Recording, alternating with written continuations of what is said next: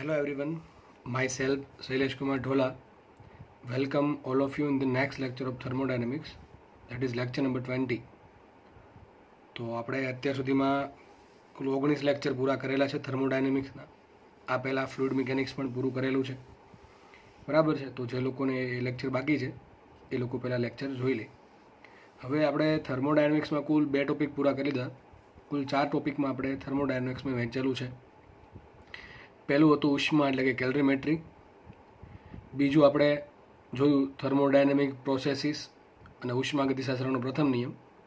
આજે આપણે જોશું ઉષ્મા ગતિશાસ્ત્રનો બીજો નિયમ અને 3 વસ્તુ હીટ એન્જિન, રેફ્રિજરેટર અને હીટ પંપની થોડીક ઉપર છેલ્લી માહિતી, કારણ કે તમારા જે સિલેબસમાં છે એ બહુ ઉપર છેલ્લું છે, બાકી તો બહુ ડિટેલમાં ટોપિક છે. ત્રણેય એન્જિન, રેફ્રિજરેટર અને પંપ.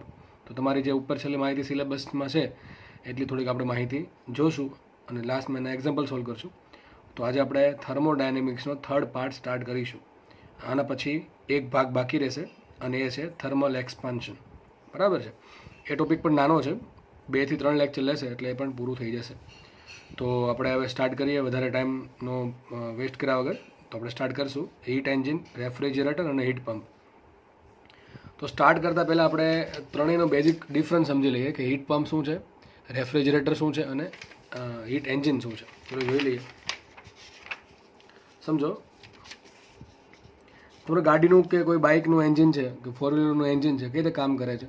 તો કે એક હશે, ધારો કે આપણે પેટ્રોલ એન્જિનની વાત કરીએ તો શું હશે, એક ફ્યુલ ટેન્ક હશે.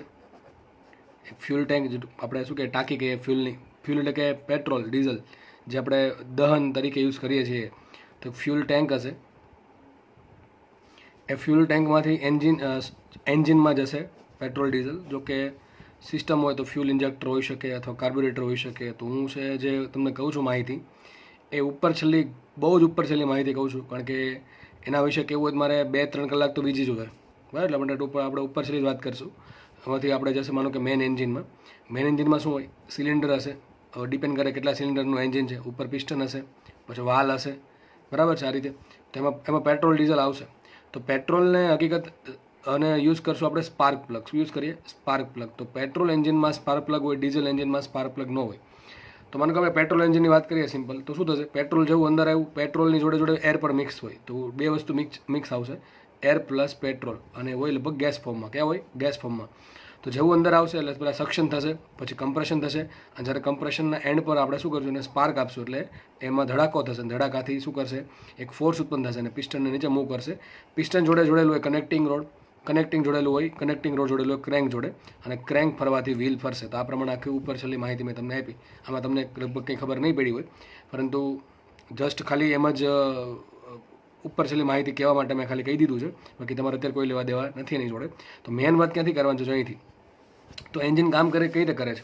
તો એન્જિનને ઉષ્મા મળે છે. જો શું મેન વાત અહીંયા છે, એટલા માટે જ મેં ફટાફટ કહી દીધું, કારણ કે આપણે એની જોડે કોઈ આ ટોપિકને રિલેટેડ એટલું બધું નથી. ઉપર છેલ્લી માહિતી ખાલી ખ્યાલ હોય તો બી તમે સમજી શકશો.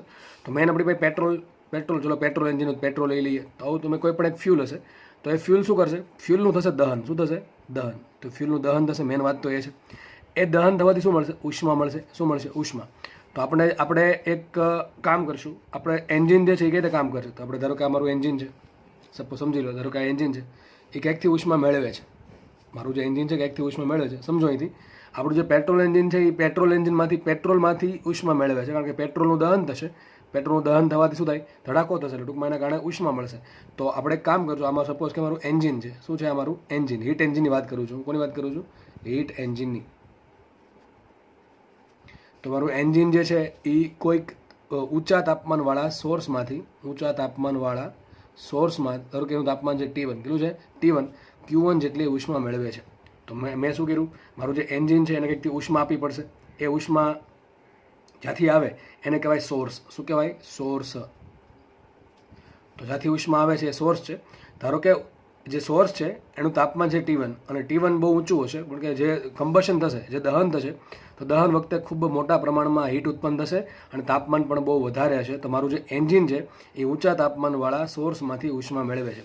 હવે એન્જિન કામ શું કરશે? તો એન્જિન કરશે કાર્ય W. કેટલું કાર્ય કરશે? W. આજે ઉષ્મા મળી એમાંથી એણે અમુક ભાગ ક્યાં વાપરો? કાર્યમાં. હવે બધે જેટલી માનો કે પેટ્રોલનું જેટલું દહન થયું એ બધા પેટ્રોલનો ઉપયોગ પેટ્રોલ દહનથી ઉષ્મા મળી, કેટલી ઉષ્મા મળી? Q1. આજે Q1 ઉષ્મા થઈ એના બે ભાગ પડશે. પેટ્રોલ આજે એન્જિન જે છે ધારો કે W જેટલું કાર્ય કરે છે, ગાડી ચલાવવામાં કેટલું કાર્ય કરે છે W, અને થોડીક ઉષ્મા ધુમાડા મારફતે બહાર નીકળે અને આપણે ધારો કે કહી દીધી Q2. તો અહીંયા જે ઉષ્મા મળી આપણને ઊંચા તાપમાનવાળા જે સોર્સ છે એમાંથી જે ઉષ્મા મળી એના બે ભાગ પડ્યા. તો આપણને કયા તાપમાને ઉષ્મા મળે છે? T1 તાપમાને ઉષ્મા મળે છે. કેટલી મળે છે? Q1. Q1નું શું કર્યું એન્જિને? તો એન્જિને થોડુંક કાર્ય કર્યું, થોડીક ઉષ્મા ક્યાં ગઈ? બહાર કાઢશે. તો આ ઉષ્મા બહાર કાઢવી જરૂર છે, કારણ કે પેટ્રોલનું કે કોઈ પણ બીજા ફ્યુલનું સંપૂર્ણ દહન શક્ય નથી, બરાબર છે. થોડુંક તો પેટ્રોલ રહી જશે, અને જો બી એમાં થોડી પછી અશુદ્ધિ હોય તો અશુદ્ધિનું પણ દહન થશે નહીં. ટૂંકમાં થોડુંક પેટ્રોલ નહીં, પણ જે દહન થયું તો જે ગેસીસ ઉત્પન્ન થયા છે, વાયુ ગેસીસ, બરાબર છે, એ ગેસીસ આપણે બહાર કાઢશું અને શું આવશે? ધારો કે એ કેટલી ઉષ્મા લઈ જાય છે? Q2 જેટલી ઉષ્મા લઈ જાય છે. તો Q2 ક્યાં જશે? વાતાવરણમાં. શું ક્યાં જશે? વાતાવરણમાં. તો આ થઈ ગયું નીચું તાપમાન. શું થઈ ગયું? નીચા તાપમાનવાળો કંઈક સોર્સ, અને આને આપણે કહીશું સિંક. શું કહીશું? સિંક. સોર્સ એટલે કે જ્યાંથી વસ્તુ ઉત્પન્ન થાય છે, તો અહીંથી ઉષ્મા ઉત્પન્ન થઈ તો આપણે એને સોર્સ કીધો. અને સિંક તો આપણને ખબર છે, પેલી જે ઘરે વોશ બેસિન આવે, બરાબર છે, તો વોશ બેસિનમાં જે બધું પાણી જેમ નીચે અંદર વહી જાય એ પ્રમાણે અહીંયા સિંક જે છે એ સિંક બધી ઉષ્મા શોષી લેશે. અને ધારો કે સિંકનું તાપમાન છે T2. તો મારું એન્જિનનો ડાયાગ્રામ હું ઉપર છેલ્લો ડાયાગ્રામ થોડુંક આ પ્રમાણે બતાવીશ કે મારું એન્જિન આ છે, એને ઊંચા તાપમાન T1 તાપમાને Q1 જેટલી હીટ મળી, મેન હીટ આ મળી. હીટના બે ભાગ પડશે, એમાંથી એને થોડુંક કાર્ય કર્યું W, અને થોડીક હીટ ક્યાં જવા દીધી? નીચા તાપમાનવાળા સિંકમાં જવા દીધી. અને ધારો કે સિંકનું તાપમાન છે T2. હવે બીજી વાત કહી દઉં, આ પહેલી વાત થઈ ગઈ. પહેલી વાત મેં જે સમજાવ્યું એ બધું મિકેનિઝમ કઈ ટાઈપની છે. બીજી વાત, આ જે સોર્સ છે એ સોર્સની પાસે ટ્રીમન્ડન્સ અમાઉન્ટમાં હીટ છે. ટૂંકમાં એની પાસે ખૂટે નહીં એવી હીટ છે, અનંત પ્રમાણની હીટ છે, અને એનું તાપમાન પણ બદલતું છે નહીં. ટૂંકમાં આ જે સોર્સ છે, સોર્સ જ્યાંથી હીટ આવે છે, એ ગમે એટલી હીટ આપ્યા કરે એન્જિનને, પણ એની પાસે હીટ ખૂટતી નથી અને એનું તાપમાન પણ બદલતું નથી. એવું મેં સોર્સ ધારેલું છે. અને એ જ પ્રમાણે જે સિંક જે છે, તો સિંક છે એની પાસે ટ્રીમન્ડન્સ અમાઉન્ટમાં હીટને શોષણ કરવાની ક્ષમતા છે. તો આ જે સિંક જે છે એ Q2 જેટલું હીટનું એક ચક્ર દરમિયાન શોષણ કરે છે. અને આ જે સિંક જે છે એનું તાપમાન ફિક્સ રહે છે T2. હીટનું શોષણ કરવા છતાં પણ એનું તાપમાન બદલતું છે નહીં. અને આવું થાય છે વાતાવરણમાં. તમે ગમે એટલી હીટ નાખો, બરાબર છે, તમારા એકલાથી હીટ નાખવાથી કાંઈ વાતાવરણ બદલશે નહીં. હા, એવું બને કે જ્યાં તમે હીટ નાખો છો એ થોડુંક ભાગનું વાતાવરણ, તમારે આજુબાજુનું વાતાવરણ થોડું ગરમ થઈ જાય, પણ આખું વાતાવરણ તો ગરમ કરવું બહુ અશક્ય છે, બરાબર. ટૂંકમાં આપણે એવું ધારી શકીએ કે સિંકનું તાપમાન T2 અચળ છે અને સોર્સનું તાપમાન T1 અચળ છે. સોર્સ માટે હીટ આવે છે Q1, એનાથી એન્જિને થોડુંક કાર્ય કર્યું W, અને બાકીની હીટ જવા દીધી ક્યાં? એણે વાતાવરણમાં, એટલે અથવા સિંકમાં જવા દીધી, કે જેનું તાપમાન T2 છે. તો ઊંચા તાપમાન T1 છે, તો લખાય અહીંયા T1 is greater than T2. તો ઊંચું તાપમાન T1, નીચું તાપમાન T2 છે. T1 છે સોર્સનું તાપમાન છે, T2 છે એ સિંકનું તાપમાન છે. આપણે એમ કહી શકાય કે જે એન્જિન છે એ T1 અને T2 તાપમાને કામ કરે છે. શું કહેવાય? T1 અને T2 તાપમાને. તો T1 જે છે એનું શું કહેવાય? T1 જેને કહેવાય પ્રાપ્તિ સ્થાન, અને પ્રાપ્તિ સ્થાન કહેવાય, બરાબર. સોર્સનું ગુજરાતી થાય પ્રાપ્તિ સ્થાન. તો પ્રાપ્તિ સ્થાનમાંથી મળતી હીટ છે કેટલી? Q1. પ્રાપ્તિ સ્થાનનું તાપમાન T1 છે. એ પ્રમાણે એન્જિન કાર્ય કરે છે W. આ જે નીચું તાપમાન છે એને કહેવાય, ગુજરાતી ભાષામાં શબ્દ જોવા મળશે ઠારણ વ્યવસ્થા. શું જોવા મળશે? ઠારણ વ્યવસ્થા. કે ઠંડુ જે તાપમાન ધરાવે છે એ વ્યવસ્થાને કહેવાય ઠારણ વ્યવસ્થા, જેને કહેવાય સિંક. તો જે ઠારણ વ્યવસ્થા છે એને હીટ મળે છે Q2, અને એનું તાપમાન રહે છે T2. તો આપણે જે ઘણી વખત તમને દાખલામાં સિંક અને સોર્સની જગ્યાએ તમને આવા શબ્દો જોવા મળશે, પ્રાપ્તિ સ્થાન અને ઠારણ વ્યવસ્થા. તો તમારે આને કહી શકાય કે પ્રાપ્તિ સ્થાનનું તાપમાન T1 છે, જેમાંથી હીટ મળી Q1, એમાંથી કાર્ય કર્યું W એન્જિને, અને બાકીનું ઠારણ વ્યવસ્થામાં હીટ જવા દીધી Q2, અને ઠારણ વ્યવસ્થાનું તાપમાન T2 છે. તો આપણે આ ઉપર છેલ્લો એકદમ બેઝિક ડાયાગ્રામ દોર્યો કોનો? એન્જિનનો. બાકી તો બહુ કોમ્પ્લિકેટેડ વસ્તુ છે, બરાબર છે. આખું એક સબ્જેક્ટ આવશે ઓટોમોબાઈલ એન્જિનિયરિંગ. જો કે આમ તો એક આખું એન્જિનિયરિંગ જ છે ઓટોમોબાઈલ એન્જિનિયરિંગ, જેમાં આ બધું ડિટેલમાં આવે. તો આપણે બહુ ઉપર છેલ્લી માહિતી લઈએ છીએ, બહુ જ ઉપર છેલ્લી. અને હું પણ થોડીક લિમિટ રાખીશ તમને થોડુંક નોલેજ આપવામાં, બરાબર. બાકી આ સિલેબસ બહુ લેન્ધી થઈ જશે એટલા માટે. તો આ જે છે એ મેં તમને એક સ્કીમેટિક ડાયાગ્રામ દોરી દીધો, બરાબર. ડાયાગ્રામ કે ભાઈ એન્જિન થોડુંક આ ટાઈપનું કામ કરશે. તો આજે ભણ્યા આપણે શું ભણ્યા? હીટ એન્જિન ભણ્યા. શું ભણ્યા? Heat engine. ચલો આપણે હવે એનું થોડુંક મેનલી લખી નાખીએ શું થાય જુઓ. તો અહીંયા મેં ડાયરેક્ટલી તમને બધું સમજાવી દીધું છે. હવે ખાલી આપણે અહીંયા લખશું કે હીટ એન્જિન કઈ રીતે કામ કરે. જુઓ, તો હીટ એન્જિન છે, તો હીટ એન્જિન જો બે તાપમાન વચ્ચે કામ કરતું હશે, અહીં તાપમાન કેટલું હશે? ઊંચું તાપમાન હશે. કયું તાપમાન હશે? અહીંયા ઊંચું તાપમાન હશે કેટલું? T1. આને શું કહેવાય? સોર્સ કહેવાય. શું કહેવાય? સોર્સ, અથવા ગુજરાતીમાં કહેવાય પ્રાપ્તિ સ્થાન, બરાબર છે. એક છે નીચું તાપમાન. શું છે? નીચું તાપમાન ધરાવતી સિંક. શું છે? નીચું તાપમાન કેટલું છે? T2. અને આ છે સિંક. શું છે? સિંક. તો જે એન્જિન જે છે એ સોર્સ અને સિંક વચ્ચે કામ કરે છે, એટલે કે T1 અને T2 તાપમાન વચ્ચે કામ કરે છે. આ થઈ ગયું એન્જિન. એન્જિનને કેટલી હીટ મળી? ધારો કે સોર્સ જે છે એમાંથી Q1 જેટલી હીટ આવે છે. એક્ઝેક્ટલી આ હીટ ક્યાંથી આવશે? પેટ્રોલના દહનથી આવશે, પેટ્રોલના કમ્બશનથી આવશે, બરાબર છે. Q1 જેટલી હીટ મળી, એમાંથી એન્જિન કેટલું કાર્ય કરે છે? W. જો આ પ્રમાણે એરો આ બતાવ્યો 12, એટલે શું થાય? કાર્ય કરે છે, બરાબર છે. અને બધું જેટલી હીટ મળે છે એને બધું કાર્યમાં રૂપાંતરણ થઈ શકે નહીં. થોડીક હીટ બહાર જશે અથવા ઘણા બધા એમાં લોસીસ આવે, બરાબર છે. પિસ્ટન સિલિન્ડર વચ્ચે લોસ આવે, પિસ્ટન સિલિન્ડર ગરમ થઈ જાય તો હીટ લોસ આવે, પછી વાતાવરણ જોડે કોન્ટેક્ટમાં પેલો આવશે એટલે પણ લોસ થશે, વાતાવરણમાં પણ લોસ થશે, પછી અંદર કુલન્ટ ચાલતું હોય એમાં લોસ થશે, બરાબર છે. તો આ પ્રમાણે ઘણા બધા લોસ થાય. તો આપણે બધા ગણતા નથી, આપણે સિમ્પલ ખાલી એટલું કહી દીધું કે જે એન્જિન જે છે એ Q1 જેટલી હીટ લે છે અને એમાંથી કાર્ય કરે છે W, અને બાકીની હીટ ક્યાં દીધી? વાતાવરણમાં જવા દીધી. એનું તાપમાન ધારો કે છે નીચું તાપમાન T2. તો આ પ્રમાણે તમને ડાયાગ્રામ બનાવતા આવડી જવો જોઈએ. એક ડાયાગ્રામ બનાવતા આવડી ગયો હશે તો તમે કોઈ પણ દાખલો સોલ્વ કરી શકશો, હીટ એન્જિનનો, રેફ્રિજરેટરનો કે હીટ પંપનો. તો એક વસ્તુ સમજો એટલે આનાથી ઘણી બધી વસ્તુ સમજાઈ જશે. તો મેં શું કર્યું? એક એન્જિન જે છે એ સોર્સમાંથી Q1 હીટ લે છે. Q1 હીટનો એણે બે ભાગ પાડ્યા. અમુક ભાગ લીધું કાર્ય કરવામાં અને અમુક ભાગ પાછો વાતાવરણમાં અથવા બહાર જવા દીધો. એ છે Q2 જેટલી હીટ જવા દીધી. કયા તાપમાને? T2 તાપમાને. અને હીટ લે છે T1 તાપમાને. તો ચલો આપણે મારે તમને કેવું હોય કે Q1, W અને Q2 માંથી મોટું કોણ હશે? તો ઓબ્વિયસલી આન્સર તો Q1 મોટા હશે, કારણ કે ત્યાંથી હીટ આવે છે. તો આ જે હીટ આવે છે એના બે ભાગ પડશે. કયા કયા? W અને Q2. તો આમ કહી શકાય મારું જે એન્જિન છે એ Q1 જેટલી ઉષ્માનું શોષણ કરે છે અને Q2 જેટલી ઉષ્મા ગુમાવે છે. ફરીથી કહું છું, એન્જિન જે છે એ Q1 જેટલી ઉષ્માનું શોષણ કરે છે અને Q2 જેટલી ઉષ્મા ગુમાવે છે. તો એન્જિન પાસે નેટ કેટલી હીટ વધશે? અને મોટી કોણ હશે? Q1 મોટી હશે, કારણ કે કાર્ય કરવું હોય તો મારે વધારે ઉષ્મા શોષણ કરવી પડશે, બરાબર છે. એવું નહીં હોય કે પેટ્રોલ ધારો કે 10 જૂલ ઉષ્મા આપી અને વાતાવરણમાં તમે 50 જૂલ ગુમાવી દીધી. એવું ક્યારે થાય? બહારથી કાર્ય કરો તો એવું થાય, અને એવું તો આપણે કોઈ ગાંડું છે નહીં કરે. તો શું કરશો? હંમેશા કેસ કયો છે? હીટ એન્જિનમાં ઓલવેઝ કેસ હશે Q1 is greater than Q2, કે જેથી હીટ મળે છે એ હંમેશા જેમાં વાતાવરણમાં જે ધુમાડામાં જે હીટ જાય છે એના કરતાં જે હીટ મળે છે કેવી હશે? મોટી જ હશે. તો જ વાતાવરણમાં હીટ જશે, બરાબર છે. તો Q1 જેટલી હીટ મેળવે છે, શોષણ કરે છે એન્જિન, અને Q2 જેટલી હીટ ગુમાવે છે. તો ચોખ્ખો કેટલો જથ્થો વધશે? તો શોષેલો ચોખ્ખો ઉષ્માનો જથ્થો કેટલો વધશે? Q બરાબર શું હોય? Q1 minus Q2. શું હશે? Q1 minus Q2. આટલી બધી ખબર પડી ગઈ? તો ફરતી કહી દઉં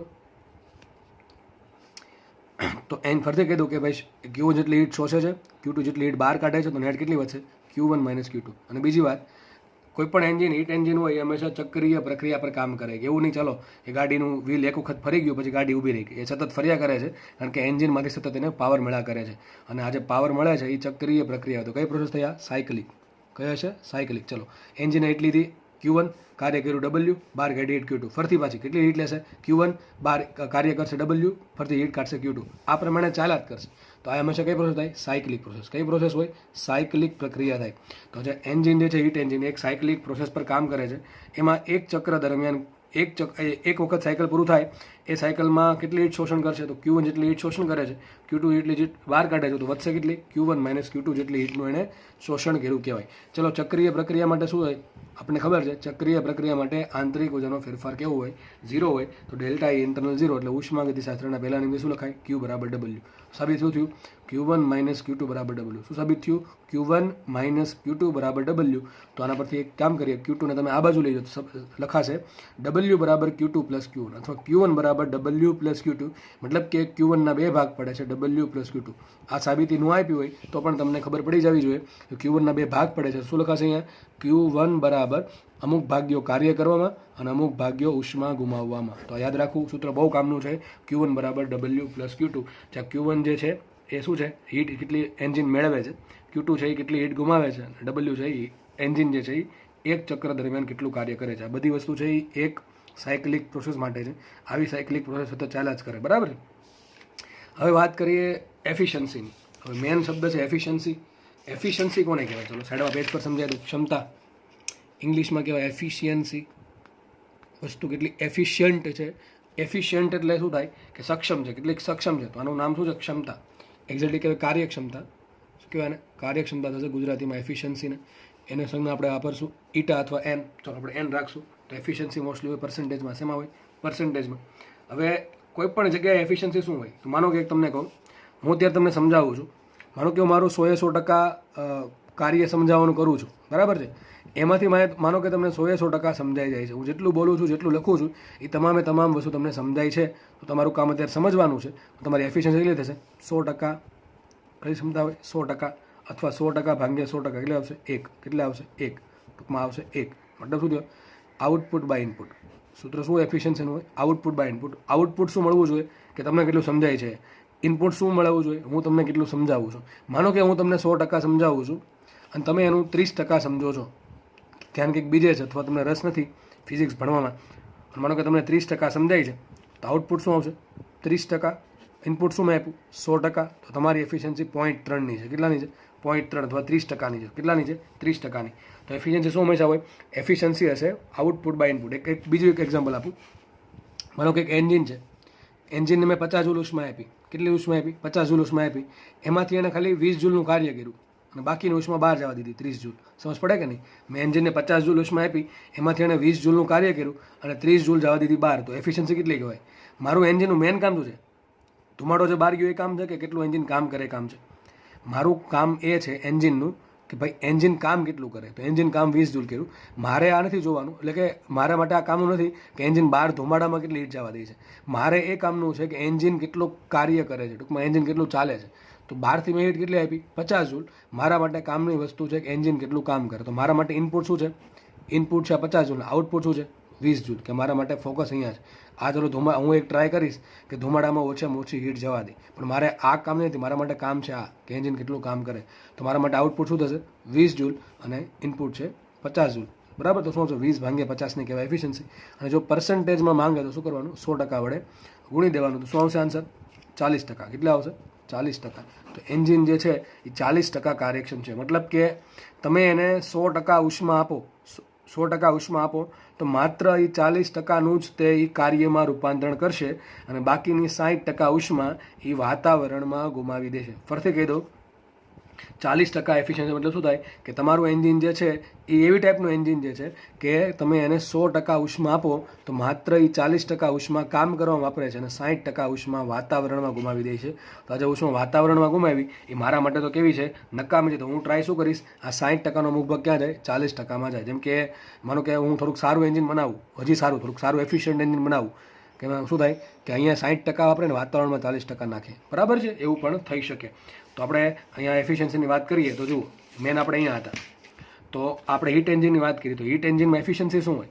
તો કોઈ પણ જગ્યાએ એફિશિયન્સી શું આવશે? ધોરણ 11 હોય, 12 હોય, કોઈ પણ બીજી જગ્યાએ હોય, એફિશિયન્સીનું સૂત્ર એક જ આવે. એફિશિયન્સી બરાબર શું હોય? હંમેશા આઉટપુટ બાય ઇનપુટ. કે કેટલું તમને આઉટપુટ મળે છે અને એ આઉટપુટ મેળવવા માટે તમે શું ઇનપુટ આપેલું છે. તો always efficiency is equal to output by input. ચલો, તો આપણે એન્જિન જોઈએ. આપણે જે હીટ એન્જિન બને એના માટે જોઈએ.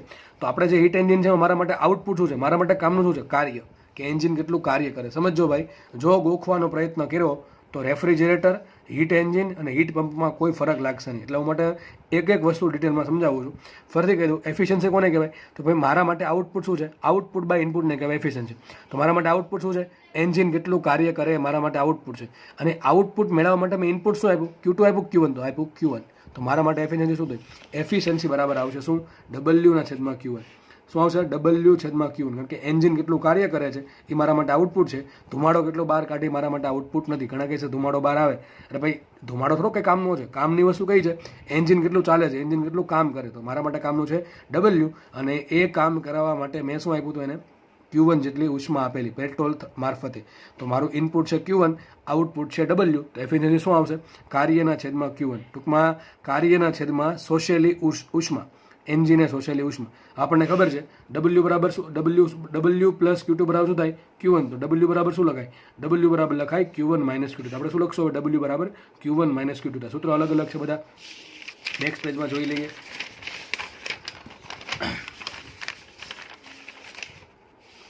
જો અહીંયા તો સૂત્ર ફરીથી મેં લખી દીધું. એફિશિયન્સી બરાબર શું આવશે?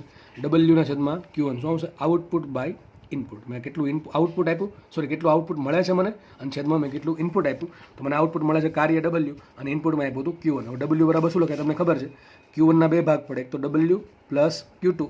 તો W બરાબર શું લખાય? Q1 minus Q2. મેં શું લખ્યું? W બરાબર Q1 માઇનસ Q2 છેદમાં Q1. Q1 વડે ભાંગી નાખો શું આવશે? Q1 છેદમાં Q1 માઇનસ Q2 છેદમાં Q1. શું આવશે? 1 માઇનસ Q2 બાય Q1. તો સૂત્ર બહુ જ IMP છે. એમાંથી દર વખતે લગભગ પ્રશ્ન આવે જ છે એમાંથી. બરાબર છે? તો યાદ રાખો, હીટ એન્જિનની ક્ષમતા શું થશે? તો હીટ એન્જિનની ક્ષમતા આવશે 1 - Q2 / Q1. તો શું આવશે ક્ષમતા? તો બે સૂત્ર છે. એક તો આવશે આઉટપુટ બાય ઇનપુટ એટલે કે W/Q1 અને બીજું આવશે 1 - Q2 / Q1. આ રીતે કાર્ય બરાબર શું લખાય? શોષેલી ઉષ્મા માઇનસ ગુમાવેલી ઉષ્મા છેદમાં શોષેલી ઉષ્મા. તો આવશે 1 - Q2 / Q1. તો હવે જુઓ એફિશિયન્સી બરાબર શું આવશે? 1 - Q2 / Q1. ચલો હું એમ કહું મારે એફિશિયન્સી 100% કરવી છે, ટૂંકમાં એફિશિયન્સી 1 કરવી છે.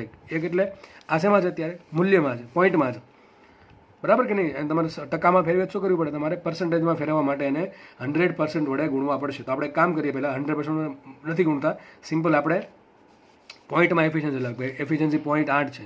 0.8ની એફિશિયન્સી શું મતલબ શું થાય? 80% એફિશિયન્સી છે. માનો કે એફિશિયન્સી 0.4 આવી મતલબ શું થયો? 40% એફિશિયન્સી. માનો કે એફિશિયન્સી 0.1 આવી મતલબ શું થયો? 10% એફિશિયન્સી છે. એમ ટૂંકમાં આ જે સંખ્યા હોય એને તમારે શેના વડે ગુણવાના? 100% વડે ગુણવાનું. વધુ એફિશિયન્સી કેટલી આવે? 100%. કેટલી આવે? 100%, અથવા સંખ્યામાં આવશે 1. તો માનો કે આ જે એફિશિયન્સી છે એનું કિંમત કેટલી છે? 1 - Q2 / Q1. મારે એફિશિયન્સી 1 કરવી છે, એટલે કે 100% કરવી, શું કરવું પડે? આ જે પદ છે જુઓ, ધ્યાનથી જુઓ, એફિશિયન્સી સૂત્ર આવ્યું શું? Efficiency is equal to 1 - Q2 / Q1.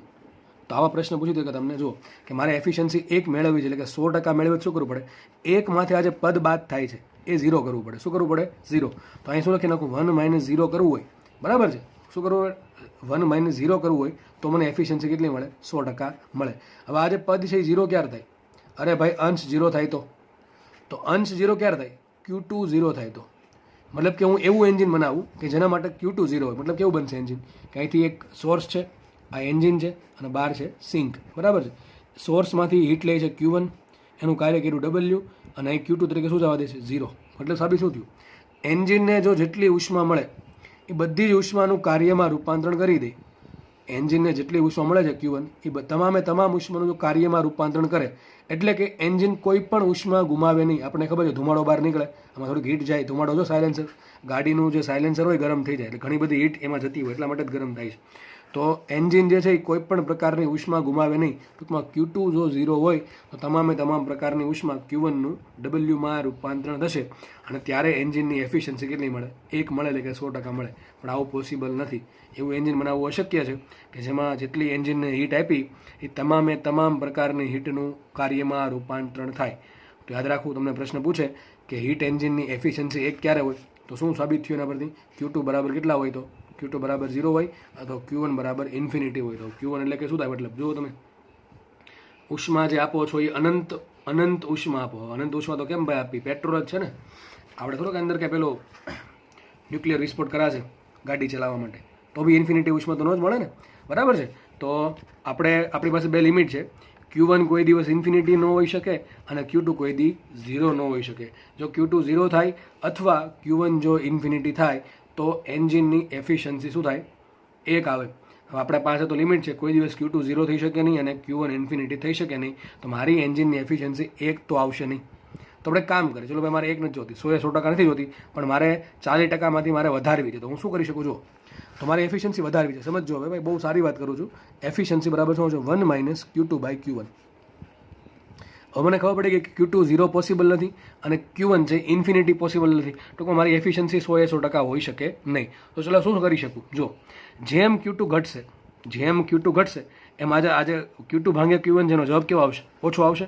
ઓછો આવશે તો બાદ કેવું થશે? 1માંથી ઓછું બાદ થાય, અને 1માંથી જો ઓછું બાદ થાય તો એફિશિયન્સી વધે. તો મારું Q2 જેમ ઓછું હશે, ટૂંકમાં વિચારો ને, હું ધુમાડો, મારું જે ગાડી જે છે એ ગાડીનું એન્જિન ધુમાડામાં ઓછામાં ઓછી ઉષ્મા બહાર કાઢતું હોય, બરાબર છે? અથવા Q1ની કિંમત જો વધારું, જો હું છેદ વધારું, અહીં શું છે? Q2 ભાગ્યા Q1. જો હું છેદ વધારું તો આનો જે આન્સર કેવો આવશે? ઓછો આવશે. અને આન્સર જો ઓછો આવશે તો 1માંથી ઓછું બાદ થશે, અને ઓછું બાદ થાય તો એફિશિયન્સી વધશે. તો બે રીત છે એફિશિયન્સી વધારવાની. તો એફિશિયન્સી ક્યારે વધશે? તો આપણે લખી રાખવું, એફિશિયન્સી ક્યારે ઇન્ક્રીઝ થાય? કે જે Q2 જે છે, એટલે કે ઉષ્મા જે ગુમાવે છે એ વાતાવરણમાં ઓછી ગુમાવે, સિંકમાં ઓછી હીટ જાય, અને જે સોર્સ છે એમાંથી વધારે ઉષ્મા આવે તો એફિશિયન્સી ક્યારે વધશે? જ્યારે વાતાવરણમાં ઓછી હીટ ગુમાવશે, એટલે કે Q2 જો ઓછું હોય અને સોર્સ જે છે એમાંથી વધારે ઉષ્માનું શોષણ કરે તો. બે રીત થઈ ગઈ. આપણે આમ તો એફિશિયન્સી પહેલાં તો 1 ક્યારે હોય એ જોયું. તો જોયું Q2 બરાબર 0 હોય અથવા Q1 બરાબર ઇન્ફિનિટી હોય તો એફિશિયન્સી 1 એટલે કે 100% હોય, જે પોસિબલ છે નહીં. તો બીજો રસ્તો કયો છે? કે ચલો 100% તો નહીં પણ થોડીક એની નજીક મળે તો પણ સારું. તો એના માટે શું વસ્તુ છે કે ભાઈ એફિશિયન્સી મારે વધારવી છે તો મારે Q2 કેટલા હોવા જોઈએ, જે ગુમાવે છે ધુમાડામાં એ ઉષ્મા ઓછામાં ઓછી ગુમાવવો જોઈએ અને જેમાંથી મેળવે છે વધુમાં વધુ મેળવવો જોઈએ, તો મારી એફિશિયન્સી વધે. હવે હું તમને એક ફેક્ટ કહી દઉં, આપણે જે મોસ્ટલી ગાડી ચલાવીએ, કોઈ પણ બાઇક ચલાવીએ, બરાબર છે, 2 વ્હીલર 4 વ્હીલર કોઈ પણ, એની જે એફિશિયન્સી હોય, આમ તો મોટા ભાગના એન્જિનની એફિશિયન્સી લગભગ 35 થી 40% વચ્ચે હોય. વિચારો તમે કેટલી હોય, 35 થી 40%.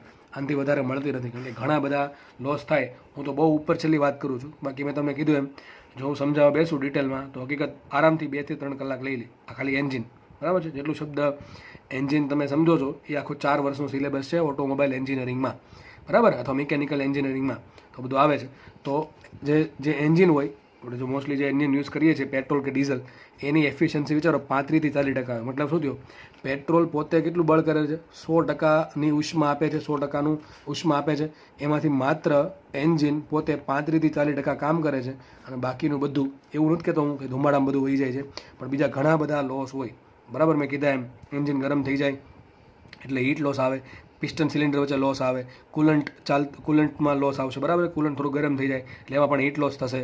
પછી ગાડી ચાલુ હોય એટલે બીજી ઘણી બધી વસ્તુ સાઈડમાં ચાલુ હોય, એસી ચાલુ હોય, હેડલાઇટ ચાલુ હોય, ટૂંકમાં હેડલાઇટને પાવર મળતો હોય, અથવા એક્સેટ્રા કોઈ પછી પાવર મળતો હોય, તો આપણે જે એન્જિનની જે એફિશિયન્સી આવે છે ચાલવામાં, ગાડીને આગળ વધારવામાં, એ માત્ર કેટલી હોય, 35 થી 40% હોય છે. એટલે ઘણી ઓછી એફિશિયન્સી કહેવાય, પણ આટલી એફિશિયન્સી જો હોય ને તો એ પણ સારી વાત કહેવાય છે, બરાબર છે. 35-40% એફિશિયન્સી હોય એ પણ સારી વાત કહેવાય છે. ઘણા એન્જિનની એફિશિયન્સી આટલી પણ હોતી નથી, બરાબર. ઓકે, તો આપણે અહીંયા આટલું રાખીએ કે હીટ એન્જિનમાં આપણે પૂરેપૂરી માહિતી લઈ લીધી છે ઉપર છેલ્લી, અને તમારા સિલેબસમાં પણ ઉપર છેલ્લી માહિતી જ છે. તો આપણે શું ભણ્યા, ચલો હીટ એન્જિનનો ડાયાગ્રામ તો આ બધાને ખબર પડી ગઈ હશે. ઊંચા તાપમાનમાંથી હીટ મેળવી Q1, કાર્ય કર્યું W અને હીટ જવા દીધી Q2. પછી મેન વાત કરીએ આપણે એફિશિયન્સીની. એફિશિયન્સી સૂત્ર તમારે યાદ રાખવાનું છે. એફિશિયન્સી બરાબર કેટલું કાર્ય કરે છે છેદમાં કેટલી ઉષ્મા આપેલી છે, તો શું આવશે, W છેદમાં Q1.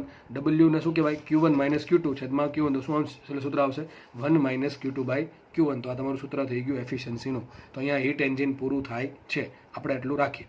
નેક્સ્ટ વાત કરીએ રેફ્રિજરેટરની. ચલો, તો રેફ્રિજરેટર સમજીએ, અને રેફ્રિજરેટરનો બધા લગભગ યુઝ કરતા જ હશે લોકો. તો રેફ્રિજરેટરની વાત કરતાં પહેલાં રેફ્રિજરેટરનો ડાયાગ્રામ દોરવાનો છે. જુઓ, તો રેફ્રિજરેટર કયા કોન્સેપ્ટ પર કામ કરે એ સમજીએ. હકીકત થાય શું, માનો કે એક ફ્રીજ છે, આ ફ્રીજની અંદરનું કમ્પાર્ટમેન્ટ છે, સમજો. ફ્રીજની અંદરનું કમ્પાર્ટમેન્ટ ઠંડુ હોય કે ગરમ, તો મોસ્ટલી આપણે જે યુઝ કરીએ કેવું હોય, ઠંડુ હોય. જો ભાઈ ઘણી જગ્યાએ હીટર પણ યુઝ કરવા પડે, એવું નહીં કે આપણા દેશમાં ચલો કન્ડિશન અલગ છે, પણ અમુક દેશમાં જે તાપમાન બહુ જ ઠંડુ રહેતું હોય, જેમ કે રશિયામાં સાઇબેરિયા છે, કે ટૂંકમાં જે નોર્થ પોલ છે, સાઉથ પોલમાં તો વસ્તી નથી, પણ જે નોર્થ પોલ છે એની આજુબાજુ ઘણા બધી એક આર્કટિક સર્કલ છે, એના બધી ઘણી બધી કન્ટ્રી આવેલી છે, નોર્વે, સ્વીડન, ફિનલેન્ડ, એ બધી ટૂંકમાં ઉપરની જે રશિયા ને અમેરિકા, કેનેડા, બરાબર છે, અલાસ્કા ને ઘણી બધી કન્ટ્રી ત્યાં છે. તો એ જે વિસ્તાર છે ત્યાં ઓલરેડી તાપમાન માઇનસમાં હોય તો બહુ ઓછું હોય, તો ત્યાં હીટર પણ યુઝ કરવું પડે છે, બરાબર છે. તો તમે આજે 2 વસ્તુ ભણશો. હવે કુલ 3 વસ્તુ ભણવાથી, એક હતી હીટ એન્જિન, બીજું છે રેફ્રિજરેટર, અને છેલ્લે છે હીટ પંપ. તો 2 વસ્તુ બાકી છે, રેફ્રિજરેટર અને હીટ પંપ. રેફ્રિજરેટર આવડી ગયું તો હીટ પંપ ઓટોમેટિક આવડી ગયું, અને જેને હીટ એન્જિન આગળનું આવડી ગયું છે એને રેફ્રિજરેટર પણ હમણાં આવડી જ જશે, જસ્ટ થોડાક સમયમાં. તો જુઓ, આપણે પહેલાં વાત કરીએ રેફ્રિજરેટરની. તો રેફ્રિજરેટરને, ધારો કે આ રેફ્રિજરેટર છે, એની અંદરનું કમ્પાર્ટમેન્ટ છે, જે મોસ્ટલી કેવું હોય, ઠંડુ હોય. ચલો, ઠંડુ રાખવાનું છે. ઠંડુ કોનાથી રાખવાનું, મેન વાત તો એ છે. ઠંડુ એટલે કેટલું ફિક્સ છે કે 5 ડિગ્રી રાખો તો રેફ્રિજરેટર કહેવાય, કે ભાઈ 10 ડિગ્રી રાખો તો જ ફ્રીજ કહેવાય, કે 11 ડિગ્રી થયું તો ફ્રીજ નહીં કહેવાય, એવું તો ન હોય. તો કંઈક તો સંદર્ભ હોય ને. કોનાથી ઠંડુ રાખવાનું, તો કે વાતાવરણથી. મારા વાતાવરણનું તાપમાન જેટલું છે એનાથી ઓછું તાપમાન અંદર હોય તો એ અસરને કહેવાય રેફ્રિજરેશન અસર. શું કહેવાય, રેફ્રિજરેશન અસર. તો મારી મેન કન્ડિશન આ છે કે અંદરનું તાપમાન, અંદર એવું એક ડિવાઇસ બનાવવું, એવું કંઈક કમ્પાર્ટમેન્ટ બનાવવું, એવું કંઈક જગ્યા બનાવવું કે જ્યાં અંદરનું તાપમાન, એક જગ્યાની અંદરનું તાપમાન બહારના વાતાવરણના તાપમાન કરતાં ઠંડુ રહે. માનો કે તમે ફ્રીજને બંધ કરી દો અને દરવાજો ખોલી નાખો. પહેલાં એક વિચારો, મનમાં થોડુંક હાઇપોથેટિકલ કલ્પના કરો કે એક ફ્રીજ છે, એ ચાલુ છે, એને બંધ કરી દીધું, ફ્રીજને બંધ કરી દીધું, ટૂંકમાં પાવર બંધ કરી દીધો, ઇલેક્ટ્રિસિટી આપતો નથી, અને ફ્રીજનો જે દરવાજોથી ખોલી નાખું છું, તો ફ્રીજની અંદરનું તાપમાન કેટલું હશે, વાતાવરણના તાપમાન જેટલું. ધારો કે વાતાવરણનું તાપમાન 30 ડિગ્રી છે, તો ફ્રીજની અંદર તાપમાન 30 ડિગ્રી હશે. હવે એ ફ્રીજ ક્યારે કહેવાય, એ ફ્રીજ રેફ્રિજરેટર ક્યારે કહેવાય, તો એક પહેલાં કામ કરવું પડે. મારે અંદર જે ફ્રીજનું જે તાપમાન છે, અંદરનું તાપમાન, બરાબર છે, એ 30 ડિગ્રીથી ઓછું લઈ જાવ તો માનો કે મારે અંદરનું તાપમાન કરવું છે 5 ડિગ્રી સેન્ટીગ્રેડ. કેટલું કરવું છે? 5 ડિગ્રી સેન્ટીગ્રેડ. અને માનો કે બહારના વાતાવરણનું તાપમાન 30 ડિગ્રી સેન્ટીગ્રેડ છે. તો પહેલાં જ્યારે ફ્રીજ બંધ હતું તે તાપમાન કેટલું હતું? વાતાવરણ જેટલું 30 ડિગ્રી જ હતું, બરાબર છે. હવે મેં શું કર્યું? ફ્રીજનો દરવાજો બંધ કરી દીધો અને જેવો પાવર આપીશ તો પાવર આપવાથી કંઈક થાય છે, ફ્રીજની અંદર કંઈક અવાજ આવે એક તો પહેલાં તો, અને કંઈક અંદર થાય છે. અને જેમ જેમ જેમ જેમ ફ્રીજ ચાલુ રહેશે એમ ધીમે ધીમે તાપમાન 30 ડિગ્રીમાંથી ધીમે ધીમે ઘટવાનું ચાલુ થશે.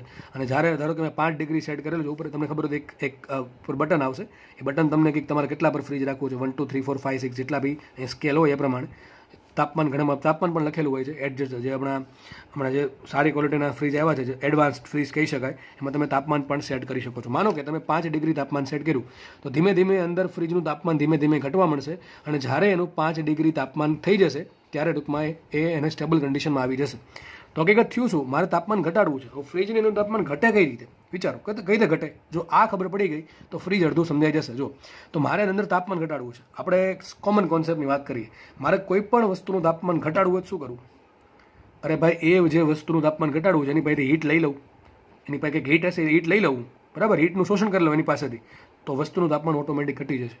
માનો કે મારે કોઈ વસ્તુનું તાપમાન વધારવું છે તો હું શું કરીશ? મારે કોઈ વસ્તુનું તાપમાન વધારવું છે તો હું એને હીટ આપીશ. મારો કે કોઈ રૂમ ઠંડો કરવો છે તો એક્ઝેક્ટ થાય શું?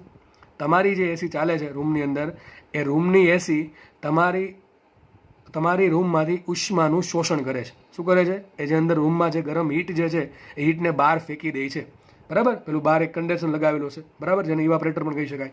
તો એ સોરી ઇવાપરેટર કન્ડેન્સર. તો તમે જોયું હોય તો ટેરેસ પર પેલી જાળીવાળું કંઈક ડિવાઇસ લગાડેલું હોય. હું વાત કરું છું સ્પ્લિટ એસીની. પહેલાં બોક્સ એસી પણ આવતા, પણ હવે પેલા જે સ્પ્લિટ એસી આવે છે એમાં એક અંદર ભાગ હશે અને પાઇપ થ્રુ એક બીજો બહાર પણ ભાગ લગાડેલો હશે. તો જે બહાર ભાગ છે એમાં તમે જો ગરમ હીટ આવતી હશે. હકીકત એસી કરે શું? એસી તમને એનું જે અંદર જે રેફ્રિજરન્ટ અંદર જે કુલન્ટ જે છે એ કુલન્ટ ઠંડુ હોવાના કારણે પોતે હીટ શોષી લેશે અને એ હીટ બહાર કાઢે છે. તો મારો મેન પર્પઝ કેવો છે કે મારે અંદરનું ફ્રીજ જે છે, એસી અને ફ્રીજમાં બહુ કાંઈ ઝાઝો ફરક નથી. તો જે ફ્રીજ છે, આપણે ફ્રીજની વાત કરશું, બરાબર છે. તો ફ્રીજ જે છે એની અંદરનો કમ્પાર્ટમેન્ટ ઠંડો કરવો હોય તો મારે એમાંથી હીટ બહાર કાઢવી પડે. તો મેન વાત આ છે. તો ફ્રીજ અંદરથી ઠંડુ કેમ રહે છે? અંદરની ભાગ જગ્યા, કારણ કે હું એમાંથી હીટ બહાર કાઢું છું. અને હીટ બહાર કાઢીને નાખું ક્યાં? વાતાવરણમાં. તો ફ્રીજનો કોન્સેપ્ટ આ છે કે અંદર જે ગરમ હીટ જે છે એ સતત બહાર કાઢતી રહેવાની. જો હું અંદરથી ગરમ હીટ બહાર કાઢવાનું બંધ કરી દઈશ તો અંદર ગરમી ઉત્પન્ન થઈ જશે. તો મેન કોન્સેપ્ટ જ આ છે ફ્રીજનો, કે ભાઈ અંદરથી મારે સતત હીટ બહાર કાઢવી પડે. હવે વિચારો, ફ્રીજને અંદરથી ગરમ હીટ બહાર કાઢવી. આની પહેલાં આપણે ભણ્યા એન્જિનમાં ઊંધું હતું. એન્જિનમાં હું ઉષ્મા આપતો હતો, યાદ છે ને? એન્જિનમાં હું ઉષ્મા આપતો હતો અને એનાથી મારું એન્જિન કાર્ય કરતું હતું અને થોડીક હીટ પછી ધુમાડા તરીકે બહાર કાઢતી હતી. એક આખું એન્જિન અને ફ્રીજને કોઈ દી ભેગા કરવા નહીં. એટલા માટે મેં બે અલગ અલગ સમજાવું છું. એન્જિન, તમે ગાડીનું એન્જિન તમે આરામથી સમજી શકો છો. મેં કીધું એમ, પેટ્રોલમાંથી ઉષ્મા મળશે Q1, કાર્ય કરશે W અને બહાર વહી ગઈ હીટ Q2, બરાબર. આ છે. હવે ફ્રીજ સમજીએ. તો ફ્રીજમાં મેન કોન્સેપ્ટ સમજો. મારે ફ્રીજને અંદરથી ઠંડુ રાખવું છે તો મારે હીટ બહાર કાઢવી પડે. હવે હીટ બહાર કઈ રીતે નીકળશે? ફ્રીજને તમે ચલો આમ ફ્રીજ બહારથી લઈ આવ્યા, કનેક્શન ઇલેક્ટ્રિસિટી નથી આપી, બરાબર છે. ઇલેક્ટ્રિસિટી નથી આપતા ને ફ્રીજને ખાલી દરવાજો બંધ કરીને મૂકી દીધું, 1 કલાક સામે બેઠા તમે, તો શું અંદરની જે કમ્પાર્ટમેન્ટ છે, જગ્યા, એ ઠંડી થઈ જશે? તો થશે નહીં. એના માટે મારે ફ્રીજને ઇલેક્ટ્રિસિટી આપવી પડે. ઇલેક્ટ્રિસિટી શું કામ આપવી પડે છે? કારણ કે એક વસ્તુ હોય કમ્પ્રેસર. શું હોય? કમ્પ્રેસર હોય, પછી એક ઇવાપરેટર હશે, એક કન્ડેન્સર હશે અને એક થર્મોસ્ટેટ વાલ હશે, બરાબર છે. થોડી થ્રેશોલ્ડ વાલ હશે. આ 4-5 વસ્તુ લગાડેલી છે. તો 4-5 વસ્તુને કામે લગાડવા માટે મારે ઇલેક્ટ્રિસિટી આપવી પડે છે. તો મતલબ એમ થયો કે જો હું ઇલેક્ટ્રિસિટી નહીં આપું તો ફ્રીજ કામ નહીં કરે. હા, સાચી વાત છે, કામ નહીં કરે. કારણ કે હું જે બોલ્યો, કમ્પ્રેસર, કન્ડેન્સર, ઇવાપરેટર, પછી થ્રેશોલ્ડ વાલ, તો આ બધી જે અલગ અલગ વસ્તુઓ છે એ કાંઈ કામ કરશે નહીં. તો મતલબ તો એમ થયો કે મારે જો ફ્રીજમાંથી ઉષ્મા બહાર કાઢવી હોય તો મારે ફ્રીજ પર કામ કરવું પડશે. સમજ પડે છે? ફ્રીજને કંઈક ઉષ્મા આપવી પડશે, તો ફ્રીજને કાર્ય આપવું પડશે, બરાબર કે નહીં? તો એના માટે આજે હીટ બહાર કાઢવા માટે શું કરીશ? એના પર કાર્ય કરીશ W. હકીકત કાર્ય કોણ કરે છે? કમ્પ્રેસર કરે છે. અને કમ્પ્રેસર કઈ રીતે કરે છે? ઇલેક્ટ્રિસિટી થ્રુ કાર્ય કરે છે. તો કમ્પ્રેસર કામ કરે છે. એ કમ્પ્રેસર કામ કરે એટલા માટે હીટ બહાર આવે છે. જો કમ્પ્રેસર કામ કરતું બંધ થઈ જશે તો હીટ બહાર આવશે નહીં. તો તમે સમજો, હીટ એન્જિન કરતાં એક્ઝેક્ટલી ઊંધું થાય છે. જો આમાં હીટ એન્જિનમાં શું હતું? યાદ કરો, હીટ એન્જિન આગળનું, હું એને ઉષ્મા આપતો હતો બહારથી Q1. શું હતું? હું હીટ એન્જિનને Q1 જેટલી ઉષ્મા આપતો હતો બહારથી. એમાંથી એણે ડબલ્યુ જેટલું કાર્ય કર્યું અને એણે Q2 હીટ બહાર કાઢી દીધી. ફ્રીજમાં શું થાય, ચલો ફ્રીજ સમજી લઈએ. ફ્રીજમાંથી હું અંદરથી હીટ બહાર કાઢું છું, હીટ બહાર, ચલો ધારો કે મેં કાઢી બહાર Q, હીટ બહાર કાઢવા માટે મેં બહારથી કાર્ય કરવું પડશે ડબલ્યુ. સમજો, ફ્રીજ છે એ કાર્ય આપે નહીં, ફ્રીજ પર કાર્ય કરવું પડે. અને તમારી ગાડીનું એન્જિન છે એ તમને કાર્ય આપે છે, ગાડી ચાલે છે એટલે કાર્ય થાય છે, બરાબર છે. તો એકદમ ઊંધો કોન્સેપ્ટ છે, એકદમ રિવર્સ વસ્તુ છે. તો ફ્રીજને કામ કરવા માટે મેં ડબલ્યુ જેટલું કાર્ય કર્યું અને ફ્રીજે હીટ કરી બહાર, કેટલી બહાર કાઢી, Q જેટલી હીટ બહાર કાઢી. આપણે દોરી દઈએ એનો સ્કીમેટિક ડાયાગ્રામ કેવો આવશે તો જુઓ. એક તો અહીંયા શું આવશે, ડબલ્યુ. જો ડબલ્યુનો એરો અંદર આવે છે, આ મારું ધારો કે એન્જિન છે, એક ટાઈપનું એન્જિન જ કહેવાય, બરાબર છે.